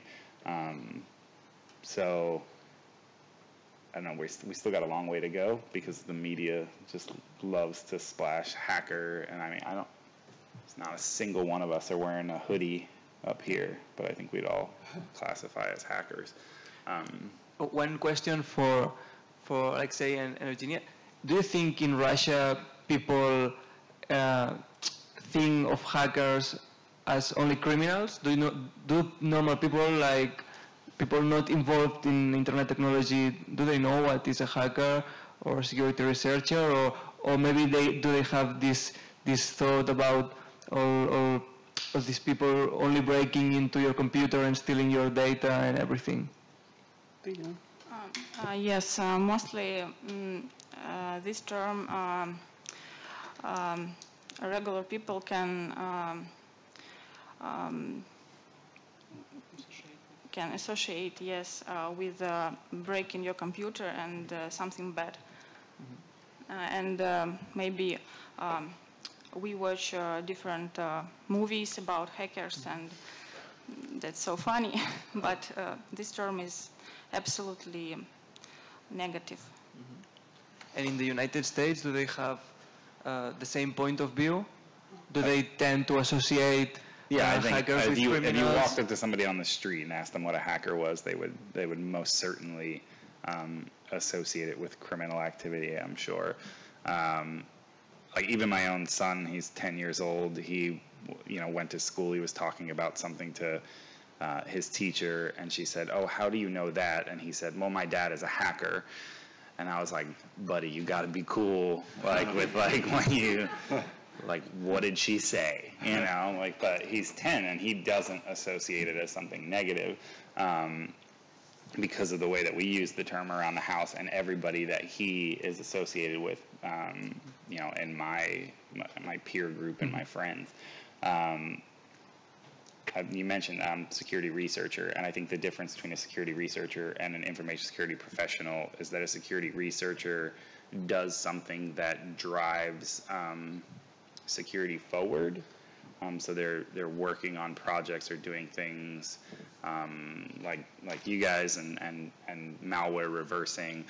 It means that you use a skill set that not everyone has, even within the information security world, and then document all that stuff and hand it off to everyone else and say, here's what we learned. I think that is what separates somebody from a researcher versus somebody who's, again, just like admin or working in a SOC or a NOC or something like that. And in France and in the United Kingdom, what do they think about this? Do they tend to associate still? I don't know. This one will be fine, I guess. I think it's almost the same thing everywhere around the world. So I can speak for France and Morocco, for instance. And the media played a very negative role, because all the time you will hear something like a bunch of hackers destroyed the company, the data and stuff like that, and you never heard something like, well, there is a group of hackers that help a company to restore things or that. You never heard this kind of stuff, but in reality there are a lot of hackers on a daily basis helping company and people. Even when you crash your hard drive and you are like crying on Google, on forums, saying, I crashed my data, can you please help me? And you have someone answering you. Well, it's usually it's like hackers or guy helping you behind, but you just think about them as a hacker. And I really think that the media played a very negative role. Movies also, like when someone called a hacker, it's always someone like doing something not really clear, not really cool. So we developed a kind of, imaginary, image of what is a hacker. And as Neil said, like you imagine him with a hoodie, like on his own, like working and doing stuff, illegal stuff. So it's the same in France. It's changing right now. It started to change because with all the attacks, all what happened, all the governments, all the companies start like to differentiate, because they know, like in the coming years, the one who will be able to help them are hackers. Most of the time that they are hackers. So I feel like for like the last 10 years, it was like a real confusion between a hacker and a cyber criminal, and you can use one instead of the other without shocking people, But right now there is something saying, okay, maybe the one that is sending a ransomware is a cyber criminal, and it's not a hacker, so we have to pay attention. It's not the same thing. I feel like it's going, but once again, I'll get back to what happened to malware tech, you know? For the first time, we had like a worldwide case where a hacker, even if it's a cybersecurity guy, he's known as a hacker, did something to help like a lot of companies. And then just before that, he was arrested. So it's like, God, we had like a real opportunity to say hackers are helping. And then it's like, oh gosh, okay, so we have like to go back and like, okay, rebuild this. And so this is why it's like really important to keep, you know, defending this part. What's interesting about the case against Marcus is that when you look at all the news articles prior to the arrest after DEF CON, they always said security researcher Marcus Hutchins or malware tech or whatever. And then after the arrest, when they started referring to him, they referred to him as a hacker. And you can see that. You can go back and Google news articles about malware tech, and it will call him security researcher Marcus Hutchins, and then it will flip to the hacker, you know, malware tech. And so, yeah, no bias there, media. Thanks for that. This is a great segue into what I was going to say. What I think one thing that needs to be emphasized in this kind of conversation is a crime is not a crime. What is a crime and what is not a crime is actually a surprisingly fuzzy concept. And malware tech, this episode, I think, really illustrates that for us, where someone was trying to be helpful and arguably had a kind of net positive effect for a global well-being, but was arrested for it because someone considered it to be a crime. There was a talk by Masa earlier, which is about communication security in the presence of authoritarian regimes, where the use of that technology might be a crime. The assistance in using that technology might be a crime. There are people who are teaching people how to use this technology because it's hard and kind of you need to learn it first before you use Signal and all these kinds of Telegram and so on appropriately. So there are a lot of people around the world trying to educate activists and citizens in the use of those technologies, and they're often doing that at the risk of being considered a criminal, at the risk of arrest, and the people have been arrested for these kinds of things. So no, a crime is not a crime. I think it's very complicated, and I think what's becoming increasingly clear is complicated because on one hand, law is catching up with technology. On the other hand, law is being instrumentalized. There's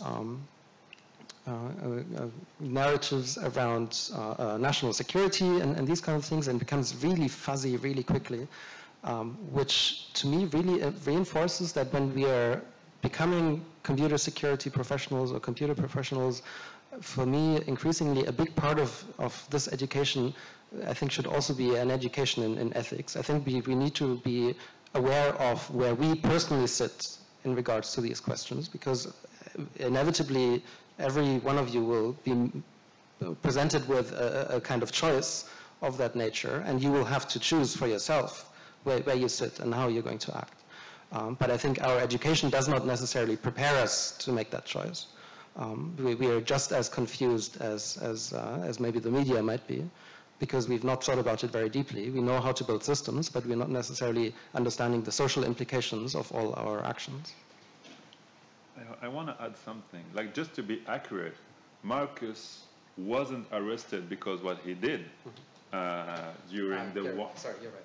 Yes. See, he was arrested maybe for something he did when he was younger, and it happened like a few years ago, and it's like, this is the problem actually. So, it's like the counterpoint is like. I apologize, I misrepresented. No, you're absolutely right. Don't apologize. It's not like just, you know, to. You should be ashamed of yourself. Yeah, you should quit. Well, You should- Please go sit down.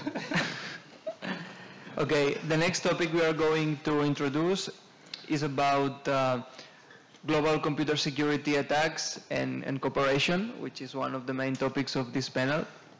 Do you think that computer security incidents are something global? Do you think that most of the attacks do in fact came from single countries, single places. You mean Russia? Where are the Chinese also? Now he's ready. It's like, okay.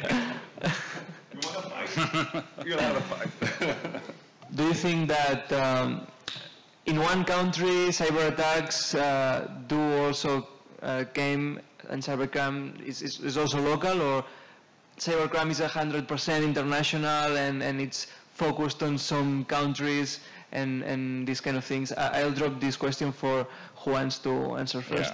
Yeah. I'll say something about that, which is, I think one, it is a global issue, regardless of what country is initiating the attack and what country is on the receiving end of the attack, because it means that there's a security flaw of some type that they're exploiting that could have the potential to affect those other nations.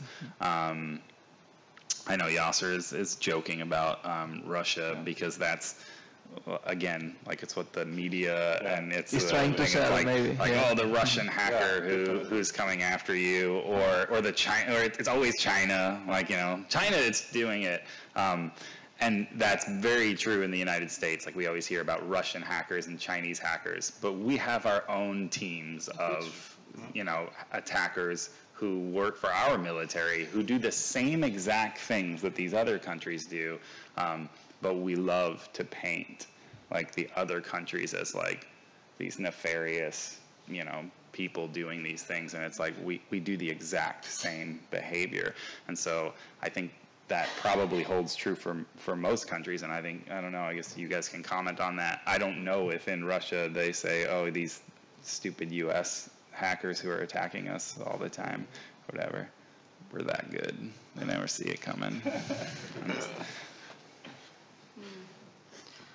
I can answer as a shift malware analyst. Every day we work with a lot of different malicious samples. Every day we see a different malware. And do you know what is Kaspersky Lab? Yes? Yes, Kaspersky Lab is a global international company. We sell our antivirus product in different countries all over the world. And so malware is our work, fighting with malware. So we don't relate threats and malicious samples to any countries, because we are fighting with malicious authors, with bad guys, not with countries. That's my answer. Well, luckily I'm targeted attack research team lead in Kaspersky Lab, and my main duty is to provide best expertise against APTs, and I can see many APTs every day, and it doesn't matter where they were made. Of course they were made somewhere, but the malware is a malware, and all what we should do is to detect it, and that's all. So cyber attacks, for me, it isn't important where this cyber attack was made. And do you have some kind of network or channel to share information? Do you use to share information for colleges or maybe for researchers who are friends of you from other countries? Yes, of course, we are sharing the information on a daily basis with our antivirus vendors. Mm-hmm. Right. Yes? I have a comment on this, because this is like a really interesting question. So, yeah, of course, cybersecurity is a global issue. I mean, like, okay. For me, the most important question is, what are the countries that are able to develop, you know, and broadcast malware? Because when you ask this question, you are asking the same question as, what are the countries that are able to create weapons and to sell them? You know, there are some countries, even if they want to create malware, they don't have the knowledge in their country. So what they are doing, they are, buying, because someone is developing malware somewhere, it's not like popping from, and we know that some countries don't have the knowledge to develop this kind of stuff. So the thing is, what are the countries that are able to develop this kind of malwares, and what are the countries that don't have the knowledge and that are like buying this kind of stuff to use them? And there are something called the Wassenaar arrangement. I don't know if you know about it, because a vulnerability is considered now from a legal perspective as a weapon. It's a double standard. When you use something like Metasploit or whatever, and you found a vulnerability, you can use it for good. Like, okay, I will help you, I will give you advices to do whatever you have to do to be secure and safe. Or you can just destroy the company, the data, or whatever you want. So I think that we have to think about vulnerability as a weapon, and not everybody is able to develop a weapon. And this is bring us to a long market story about the people, the country that are able to develop and to sell, and the one that aren't able to develop but are buying this kind of solution. So have you noticed that there is an kind of an international market of people selling continuously tags on platforms? Yeah, absolutely. You mentioned your experience with dark market, so you can probably shed some light on this as well. But the people who are selling exploits or selling turnkey malware campaigns, they don't care what country you're coming from as long as the Bitcoin is good, Yeah. So. And what other question we want to share is like, especially for those of you who are working directly with incidents or malware, what are the actual tendencies on malware and crime? Do they are focused, for example, on getting, like stealing bank information, for example? Do they tend to focus on stealing company secrets or doing some kind of sabotage on companies or wars between companies and so on? Which are the ones, based on your experience and your opinion, what are the actual tendencies on cyber attacks and cybercrime? Whoever wants to. So I don't have personal knowledge, but for me personally, the scenario I'm actually most scared of is the jealous boyfriend, because that is. Do you have a jealous boyfriend? Do you want one?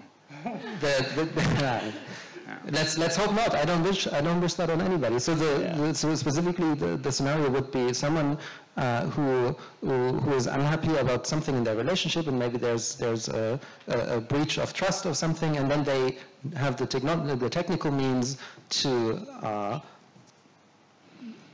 hack into the partner's email account or whatever, and maybe they can't do it themselves, but they know where to go to kind of buy access. And that is not an unusual scenario these days. And the thing that specifically scares me about it is potentially there's a market for millions of customers here, and I don't think we are currently prepared to kind of deal with that. And I'm not sure even how you would address that kind of market, how you would protect against that kind of market. I'm not going to answer the question because I think these three guys have a more accurate answers than me, but I will go, as you said, the scenario that scares me the most right now is someone getting access to an ICS, an industrial control system, and then like blowing a nuclear power, because this is for me like the most scariest one. So if we focus on technical aspects, like what is actually malware doing, like stealing bank information, stealing secrets, destroying systems. What do you think that? So I would say, at least, and I'll let the experts from Kaspersky tell me whether I'm right or wrong here in a minute. But at least in my view, it seems like malware, unless it is specifically designed for a task, like putting in some type of persistence or backdoor, allowing you in to hack something, whatever. But like malware, as in like commodity malware, is shifting away from things that are going after specifically, like, you know, getting your banking information, like a banking Trojan or something like that, and instead going more towards ransomware campaigns because they're immediately monetizable, which so instead of having to collect a bunch of credit card numbers and then go sell those on the dark market or whatever, which it's not very lucrative if you've ever been on any dark markets. Like, you can buy credit cards for about €3.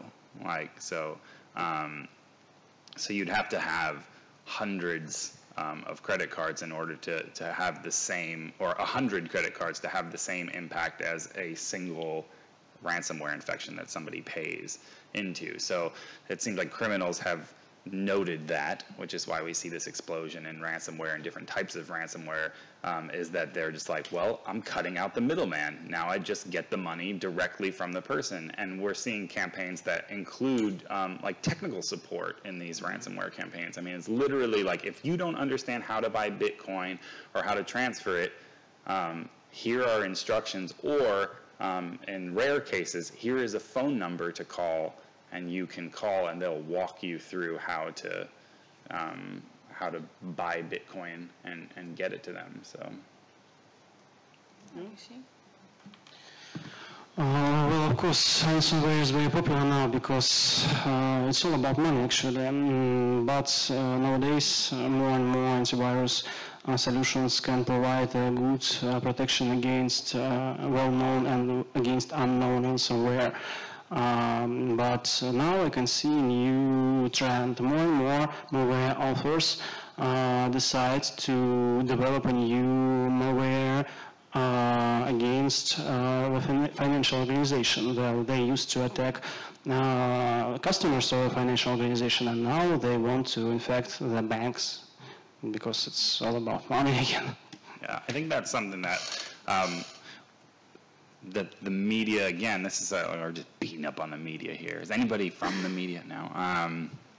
But we talk a lot about things like banking Trojans and ransomware and things like that, when really business email compromise is billions of dollars. Like, going directly to the CFO and sending a phishing email that's crafted to look like it's the CEO that says, I need you to wire $250,000 to this in order for us to get this order put through, please rush this.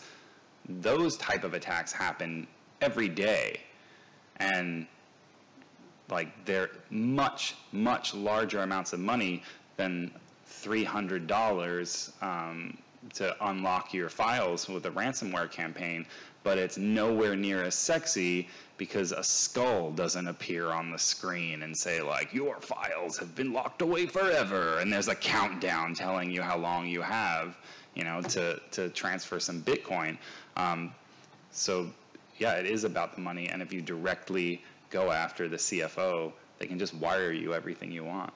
But again, not very sexy. It is if you're the person getting the money wired to you. It's super sexy. Do you think that we are evolving to a context when it will be easier and easier, time by time, each time easier to develop cyber attacks, to work on cybercrime? Or do you think that attacks will tend to be every time more complex and it will require more technical, higher technical level to be done?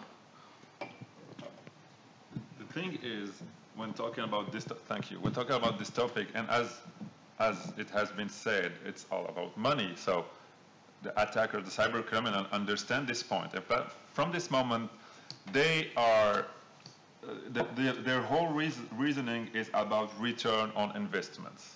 So they are really thinking like a company, you know?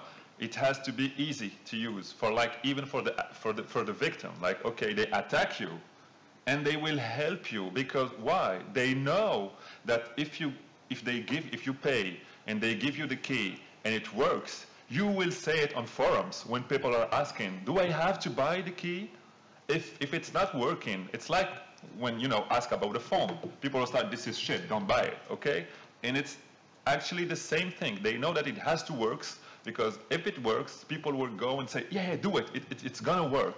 And we are moving to as you know, malware as a service. Like they also understand they are doing everything that the companies are doing. So companies now understand that instead of selling you a product, they're selling you like a subscription, you know, because it's more lucrative. You are paying an amount each month, it's money come in. So they're doing the same thing. Instead of selling you something that you can execute once or whatever, they're selling you a subscription to a platform. You can use whatever you want with features and with support, as it had been said. This is the thing, and this is now the problem that we are facing, that they are democratizing the way you can use this kind of attack. Or at least this is my feeling. I mean, once again, I'm not an expert on this field, but this is my gut feeling about it.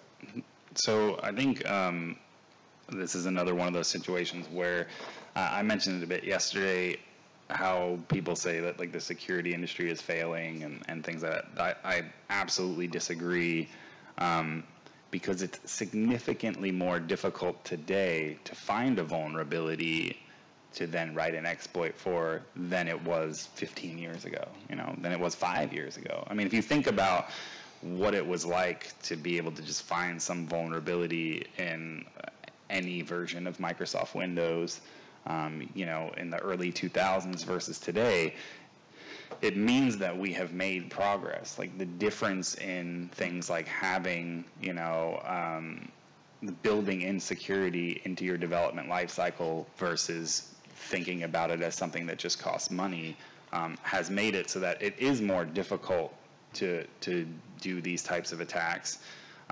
It also means that it drastically shortens the lifespan of a vulnerability or an exploit. So once a 0-day starts being used, we see it faster and we find a way to mitigate for that much more quickly than we used to in the past. You know, now when you hear about a vulnerability that exists going back several years, it's like, it's news, like, you know, it's shocking, but that was commonplace years ago.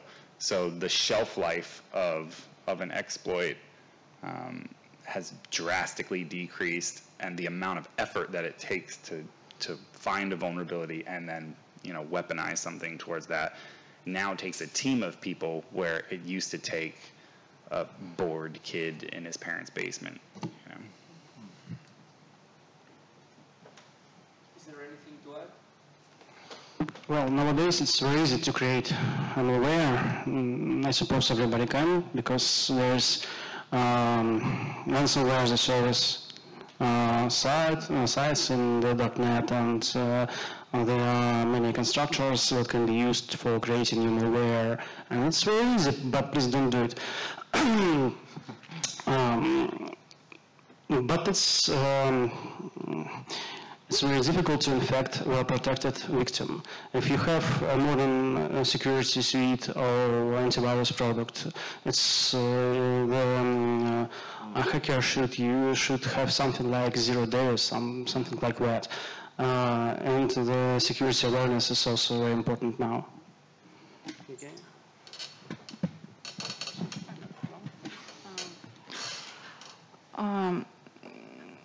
According to regular malware, I can see that the flow is very ordinary, and as Alexei said, it is very easy to create malware, and it is very simple, and we can detect it different ways. It's not so difficult. But there are any attacks that is very clever, complicated, yes, and it is challenge for bad guys, and such types of attacks can be very complicated, even for malware analysts. Now I'm researching a new APT. It's very simple APT. It is written in Delphi. Come on, it's 2017 and it's written in Delphi, but it works. It works well enough. Yeah. One other thing is like if you had the chance to ask the rest of the world based on your company's point of view and based on your country's point of view? What do you think would be the best way to collaborate in fighting cybercrime? Like maybe establishing centralized channels to threat intelligence sharing, or maybe doing regular meetings, maybe creating community or more security conferences. Which ones do you think are the best ways to collaborate between companies on the international aspect to fight cybercrime and cyber attacks? I have not thought of this question until this very moment, but it made me realize I immediately mentally drew parallels between this and the global drug war. Because from the outside, to me, it looks like there are some similarities in the sense that a lot of this activity comes out of a situation of economic necessity. I think we probably see similarities in kind of global poverty distribution and global malware production and distribution, or at least as an economic activity. At the same time, also, it made me think of drug policies that were introduced in Iceland.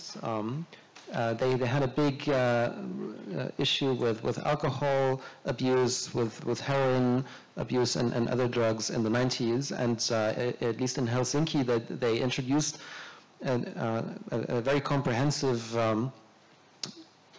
program to try and address this at societal level. And a key part of the program was the realization that a lot of teenagers who ended up in these kinds of situations of drug abuse and alcohol abuse, they just had nothing else to do.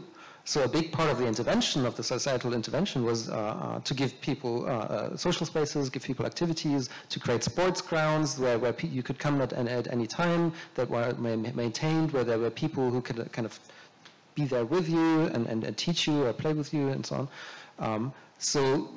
And I think kind of computer malware and hacking practices probably has both dynamics. It's kind of the teenager who's kind of trying to see how powerful they can be and has the economic necessity. So my question is, could there be ways of addressing it on a smart systemic level? Is of course really hard and really expensive.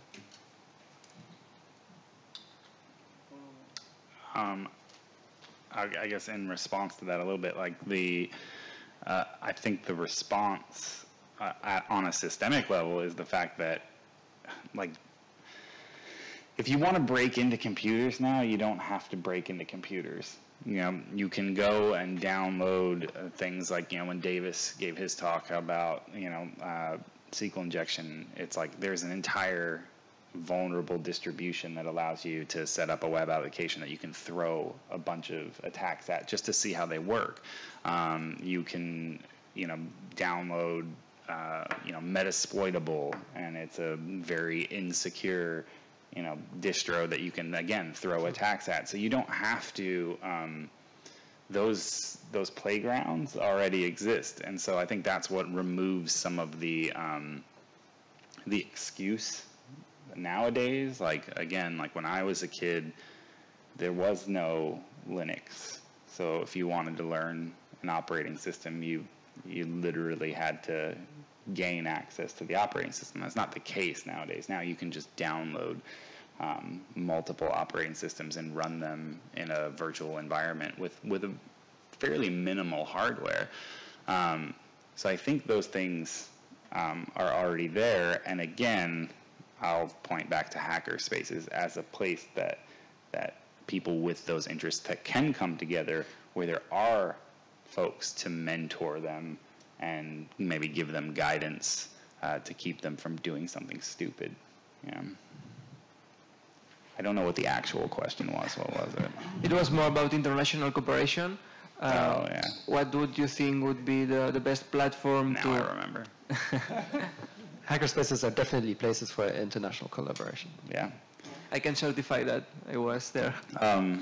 Obviously conferences too. I mean, like we're sitting up here. It's a fairly diverse group from multiple different countries, and it's the same at conferences that I go to anywhere in the world, there's always folks from different countries and everything, and you come together and get to have conversations with people who have completely different perspectives, and that's what creates change. Is not living in an echo chamber where you just feed yourself on the I don't know, like, I mean, if I look at my own country, you know, everybody in America likes to just be like, we're the best at all of the things. Like, you name it, we're the best at it, you know? Like, all those other countries, and you can, like, present them with facts and be like, look, like, here where other countries are actually far exceeding what we do, and they're like, I don't like you anymore, stop talking to me, USA, USA, and you're just like, dude, that doesn't help you get anywhere. So having the ability to even get together with people of differing opinions and sharing and collaborating on ideas, or maybe even just understanding that, you know, if you took the average American and said, here's a couple Russians who work with malware all day, like, they would be like, ah, but they're actually really cool and we've been hanging out all week, you know. And so if somebody sat in a room with them, they'd be like, oh, they're the good guys. It's like, oh yeah, there are good guys. All you have to do is stop listening to CNN. Come on, Go on. I think, you know, the international collaboration, as it's been pointed out, is already there, actually. There are people that are trying to work together, but I guess the right question when we are like trying to find a solution against cybercrime is how to end up violence in the world, because it's the same thing, it's the same framework. Like, cybercrime is a violence activity. And there are a lot of types of violence. Like, you have physical violence, you have violence at a symbolic level, you can have like economic violence, you know. And this is the same thing. And as you said, and 100 agree with you, violence it's a very complex topic. But one of the explanation is the wealth distribution, you know, of welfare and whatever. It's somehow, it is related to that. And we don't really have the answer to this question right now, but part of the answer is being here, and I'm pretty sure all these guys all around, if we open up the discussion with them, well, they have plenty of like brilliant ideas, and I'm pretty sure maybe one of them will like go away, go home and say, okay, I want to do this, and then he will talk with his friend and he'll start something. So the collaboration is already that's why we there. And yeah, and you did a great job. Thanks. You did. Oh, Neil, we are really good guys.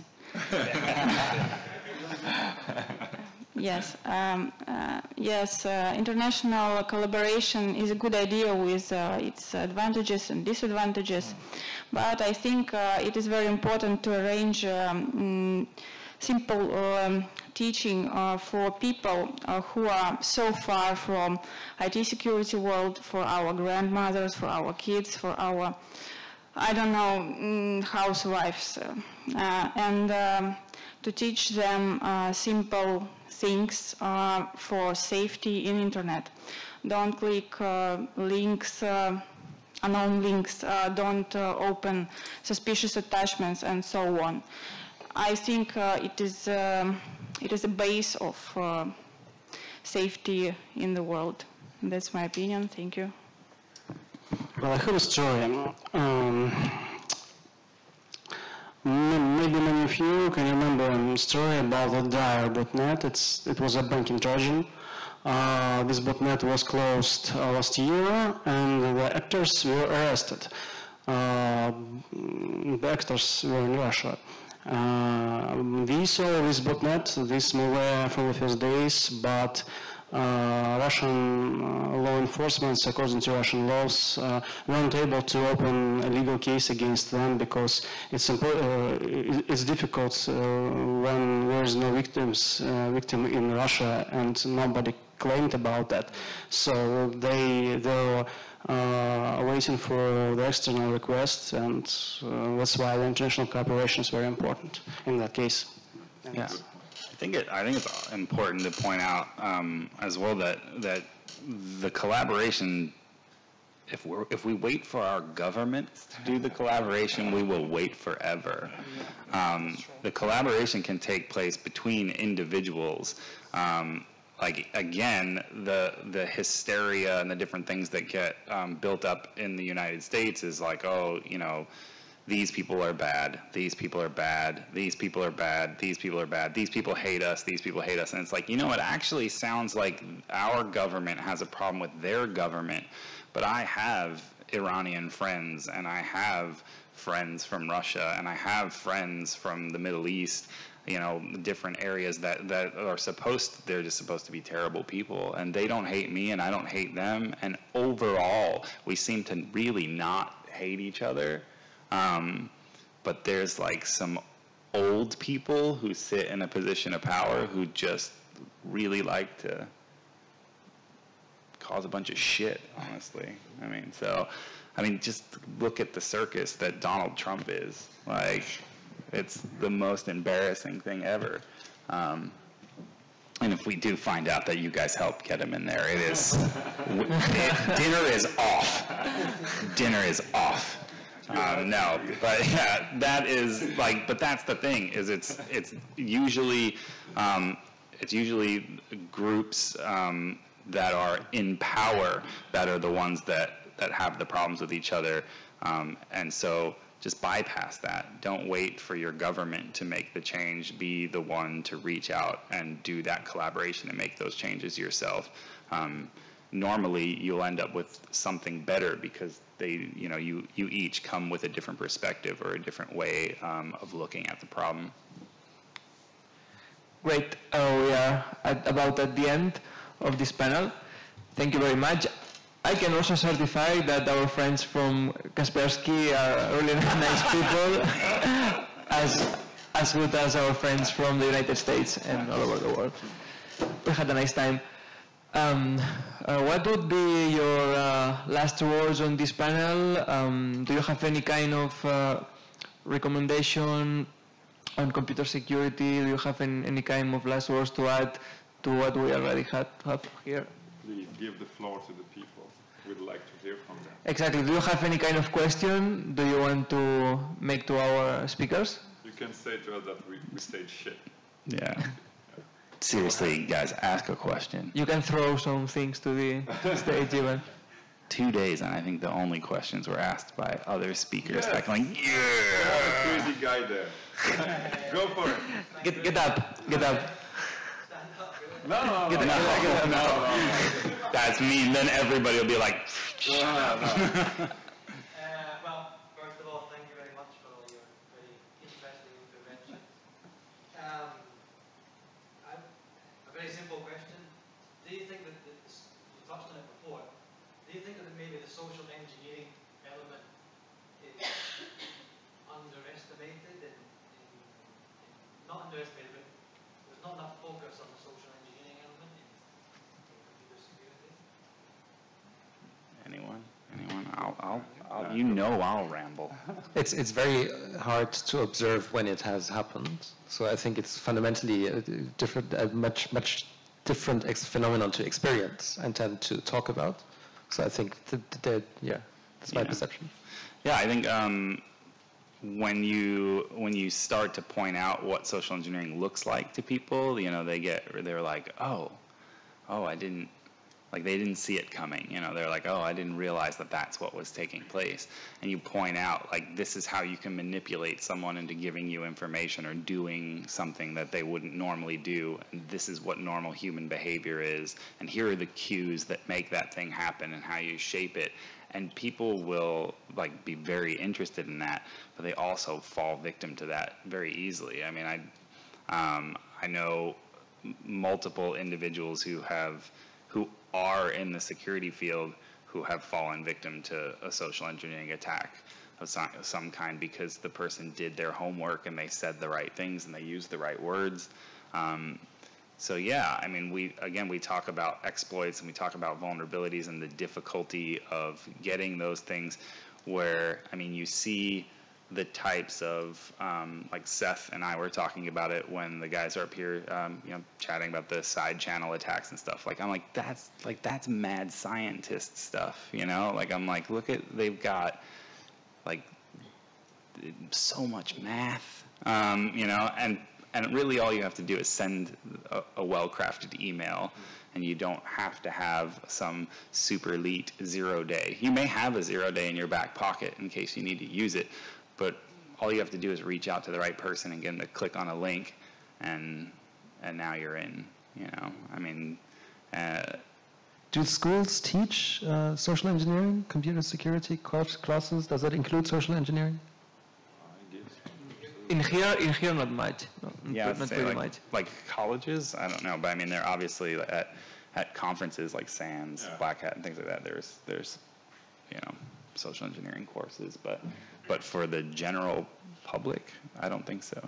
It's lying with style, I mean, but it's highly effective. From a professional perspective, I don't have ground material or like research on the subject, so it's just something I witnessed with the company we are working with. There are more and more companies asking about campaign to test like their employer or test the team against social engineering. So I feel like there is an awareness about social engineering, not like from a theoretical point of view, but people start saying, okay, I need to test and to see what will happen if like we start a social engineering campaign. And I'm pretty sure this is like something that is maybe like normal or standard in the US, I guess.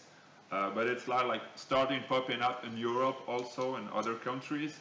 And we're like, usually frequently we have like customers or organizations asking us for like, could you do a social engineering campaign for us and see what will happen because we are really interested in this and that.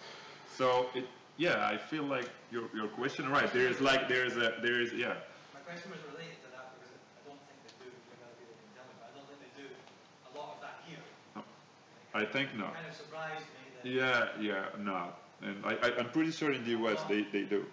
Yeah, because like they do, but like here, apart from like some companies who are like really advanced in terms of cybersecurity, for others they are like focused on the technical part, and they don't conduct this kind of exercise. What's interesting too about social engineering is that even within the information security community as a whole, there are pockets of folks who think that it's not really a skill, or think that it's not real hacking.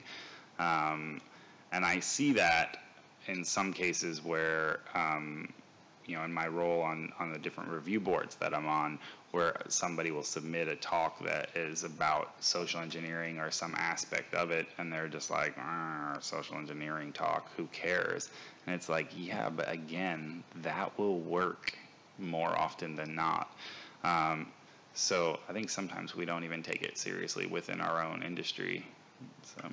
And I think this comes also from a very serious confusion between social engineering and manipulating people. Like, just people tend to people feel like social engineering is like a marketing term.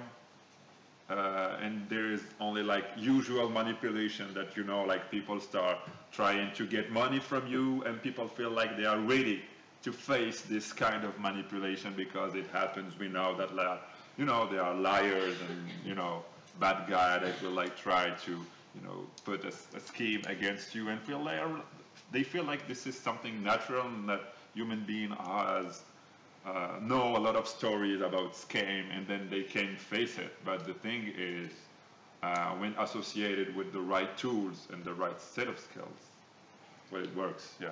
And the thing is, when the attacker have the resource and the time. well, you won't end up, clicking on the link. For sure. More questions?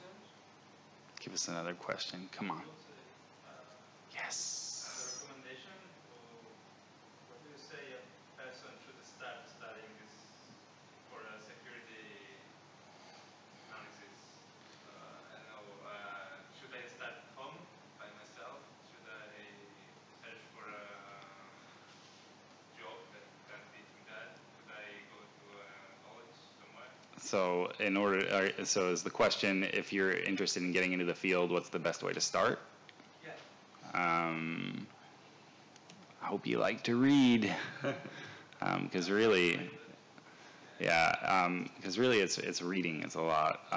It's a lot of reading white papers or books on the subjects that you're interested in. We're kind of spoiled for books nowadays on different topics. Yeah. So if you're interested in something, you can normally find several books on it and then go through the reviews and find out what ones are the best, or just do them all. But I think what differs from where some of us started out years and years ago is that we had to learn everything, and now today it's much more specialized. We've all fallen into specialties, as the industry has developed, but it's much more specialized. So you have to decide what it is that you want to do first. Like, what sounds good to you? Do you want to be somebody who is a pen tester? Do you want to do malware reversing? Do you want, are you just somebody who wants to do like network packet analysis and look for anomalies, So it's figure out what portion of the industry is interesting, and then just start reading and go to conferences like things like this, because that's where you hear a bunch of different things and you'll know, like, yeah, I'm never gonna want to do that. So. For all of you who are interested in learning more about computer security and everything, feel free to reach me or one of my co-volunteers at this event, and we can talk about that. I got his phone number if you need it. I think also, I think that's a great answer, and I think absolutely one way of approaching it is certainly to kind of immerse yourself in the material and get a sense of it, get a sense of the corners, and there's so much stuff online. You don't even have to go to conferences, you can watch conference videos on YouTube. Yeah. Like, spend a weekend doing that, and you'll learn a lot. When it comes to picking your corner, I think the other side of it is also, where should you be doing it? Like you said, should I spend time by myself practicing stuff? Should I get a job? Should I join a class or a university? And I think when it comes to that, it's just like from the other side. Here you're coming from this side, not what should I do, but where should I go? You also you look at the options and you kind of pick what seems good for you. So fundamentally, it's something where there's not going to be the perfect answers that matches all. I think we would all encourage you to look around and find things that fundamentally, I think what's important if you're choosing this as a job should be something that you will be interested in, should be something that you have kind of patience for, that you have curiosity about, and so on. And you will find over time, as you spend time in these places and with these topics, you will find out over time where those corners are. I think it's also important to find a mentor. Like, that's, and I'm sure Pal can help you with that. And if it's not him, then he can point you to the right person that can kind of guide you on the journey, type of thing. And that doesn't mean that they have to sit side by side with hands on keyboard. They could be in another country, but if you have a question about, hey, should I be looking at this or this, just having someone who's been in the industry for a while who you can look to help you, avoid wasting your time, basically. So I want to add that if you want to learn how to reverse malware, how to disassemble it, I know only one way for it. Do it every day by day. There's no other way. I don't know. I think. Plus, he wants to be your mentor if you do that. I got his phone number. I'll give it to you later. Yes, I agree that the best way is actually do hands-on, really. Yeah, and I think one of the most important aspect is patience. There is no shortcut, actually, because One of the easiest way, definitely, is to start with web. I guess everybody agree. Like the easiest way is to go and start attacking web application. This is the way to start, but at the end of the day, you have to remember that when talking about IT, you have network, you have system, you have memory, you have process, you have the browser, you have the code, you have, a lot of things. And somehow, all these things are related. So a lot of people start at some point, and then they start like, a journey, and they finish on the programming side, others start on the web, and then they finish on the malware side. There is no one path, and you just have to be, patient is important, and I guess mentor, or at least a team or guys when you can hang out, exchange information. This, because like the hardest part is like being alone, and just doing it all day without progression. This can be like really frustrating, because at some point, if I didn't meet online, actually some guys asking on forums that I'm blocked on this part, how can I go far? If they didn't answer, well, I think I will like just drop it, and I will stop and start playing guitar or something like this. So yeah. Briefly. By the way, I really play guitar, sorry. Stop interrupt me. Okay. Briefly, yes, choose a direction or try different, and read the books, really. There are a lot of different materials in internet. And good luck. And do exercises every day. Stop interrupting her. Well played. Any other questions? Yes. Get up, please. No. No, come on.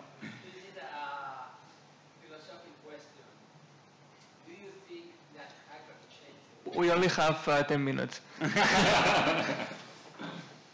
think that hackers change the world, make a better world? Do we think that hackers change the world and have made it a better world? Yeah. Sure. Yeah, without Yes. That, I don't think that's philosophical. I think we can straight up answer that question as just a hard yes. Like when you think about at least hackers in the traditional sense, we're talking about people who created the protocols for communication between computers that allow us to have conversations with people on the other side of the world who may be the expert that we need to share ideas and to share our experiences. We know that the hackers who created the internet have changed the world because, as Masa was saying, when a government wants to control you, what they control is your access to information, and the way we get information is with computers and computer networks, so they're shutting down access to the internet. So hell yeah, it's doing some good, and I think as people look at things like Tor as something that you use to get on a dark market and get some weed or something, but in reality it allows secure communication between groups who otherwise might be black-bagged by their government in the middle of the night and hauled off and never seen again. So those technologies were created by hackers. Things like WhatsApp. Like WhatsApp was created by a hacker, and legit a hacker. Like he used to come to DEF CON and stuff like that, like back in the single-digit DEF CON days. So like secure communications, like people like Moxie Marlinspike who created Whisper Systems and Signal and all these things. Those are hackers who are making the internet, the protocols more secure and communication secure, so that people can be safer. So yes, that was a really long way of saying yes. I think I would kind of qualify that. For me personally, one of the biggest lessons in my life was growing up with technology. I was a computer kid. I'm 39 now, so I experienced a lot of computing in the last couple to 3 decades, and in the beginning it was kind of a dream fantasy world, and suddenly there were other people involved at the other end of the world, and suddenly it was a stuff where commerce happened, and then suddenly everybody was there, and at every one of these steps, it was a bit like kind of your secret magical place opening up and becoming more sophisticated and complex and magical, but also at every step, new forms of suffering appearing that you didn't think of before. And I think one of the things that we've just learned over the last 5 years is how much suffering online communication can cause that we didn't even think of when we started creating, I don't know, social media and other things. And I think when we're talking about hackers more specifically, I think the same thing applies. As I said, I spent a fair amount of time running a hackerspace and was involved in many other community organizations. Every time when large numbers of people come together, also kind of conflict happens and suffering happens. So for me, it's very hard to say a qualified yes. All those things you mentioned, though, I think the world is definitely a better place for them. Yeah, I tend to think the same thing, because I think the real question is, what is a better world? What do you mean by a better world? Is it a safer, like people have access to water, like all the people around the world have access to water, can eat as they want, have money, have this, that. If this is what is a better world for you, then I don't know if hackers really helps toward this or not, because when you take a look at the number, at facts, where there are more and more poor people, there are more and more people dying, there are a lot of fights, there are a lot of wars. See, if you like take it from a very specific perspective, like, you know, helping through communication or developing some software, or yeah, it helps. It was like part of a movement. There was an ideal that helped build a lot of things that create innovation. But going from that to saying we build a better world, well, it depends what you mean by a better world. Do we really have a better world today? I don't know. I feel like not. I feel like, you know, with global warming, with the wars, with everything around us, and with this new generation, I'm usually, you know, a very optimistic guy. But when we ask this kind of question, I think at some point we have to be cold, you know, and just like take a look at facts. And the facts are against human beings, actually. And this is how we close the discussion. You know, and everybody we're all gonna die. Goes home depressed. I think Hans Rosling would disagree with that. But yeah, fundamentally, I guess the answer is it depends on your perspective. It depends on what you. I was like pushing the philosophical part. Otherwise, Neil answers are like yes. Okay, like, yes. Stop discussing. I still say it's yes. Yeah, I know. Like honestly, if you can, like, if a child can sit behind a computer and learn from somebody on the other side of the world a concept or something that they could never have learned in any other way. Again, like my own personal situation was that it's like I grew up very poor. The only way that I learned the things I did was because I had a library card and I had access to information that allowed me to then pull myself out of the situation that I was based on the knowledge that I pulled from books. And the internet and all of the things that it brings, while it does cause suffering in some regard, if you're talking like cyberbullying or whatever, I think it also it doesn't just cause suffering, it allows people to understand that there is suffering in other parts of the world that they didn't even know about. And it allows them to say, well, maybe I need to get involved in some way. So access to the information and being able to do things like communicate and find a means to make a change, the tools and the systems and all the things that hackers have created over the last 100 years, that all of those things have made life better. Global warming would still happen without the internet, but at least we can have a conversation on a global level about that. You know, so yeah, I feel very strongly that if there is suffering, at least we know about it. Yeah. Okay. But, you know, there are a lot of people that don't have access to water. To what? To water. Oh, I thought you said weather. No, to water. And I don't know if we can talk about like the global warming, liking the post you. But the question wasn't did did hackers make the world a utopia where everybody has access to clean water? That's not, no, the question was, did hackers make the world better? Like, A net positive. And better doesn't mean perfect. Better doesn't mean perfect. Better doesn't mean that everybody has access to clean drinking water. But, I mean, they are not the only one. They helped in some ways, but or I didn't get the question. Maybe I didn't understand the question very well. I felt like the question is, are the hacker the guy, like the hero that helped the world becoming much better? And I feel like no, there are a lot of people on the ground going, all the way, sharing like, water. I come from Africa, so I have a whole perspective on IT and technology, even if I know that it helps, but I still know that there are a lot of fights, and there are a lot of people fighting without internet, and they are living hell, and even with internet, they are dying, and it's like giving them anything. So I'm really like not that comfortable with this idea of like, but I'm pretty sure like now I just understand very well the question, so I'm wrong. Yes. This is the suicidal.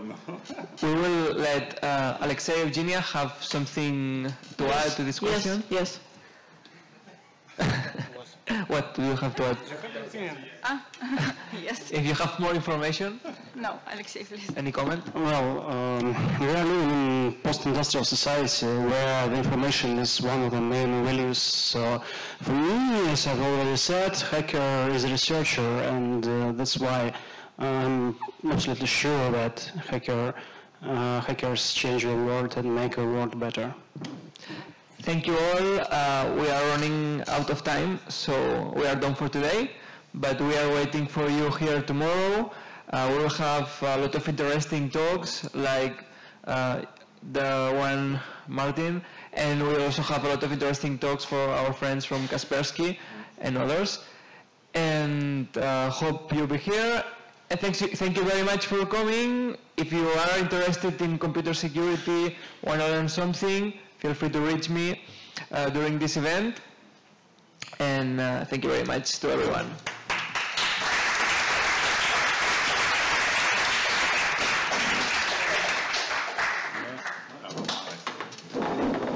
That's great.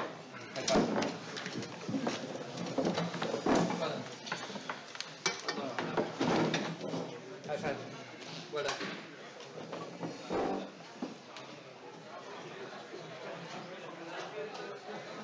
That was nice. That was fun. And we had like, as you said, Alexei to argue more. He's like, that was just my opinion. No, man, this is like, I was like, we have to push it like, come on, man, like. That's what they want to see. Yeah, otherwise, like, we agree. Yeah, It's like, no, exactly. They want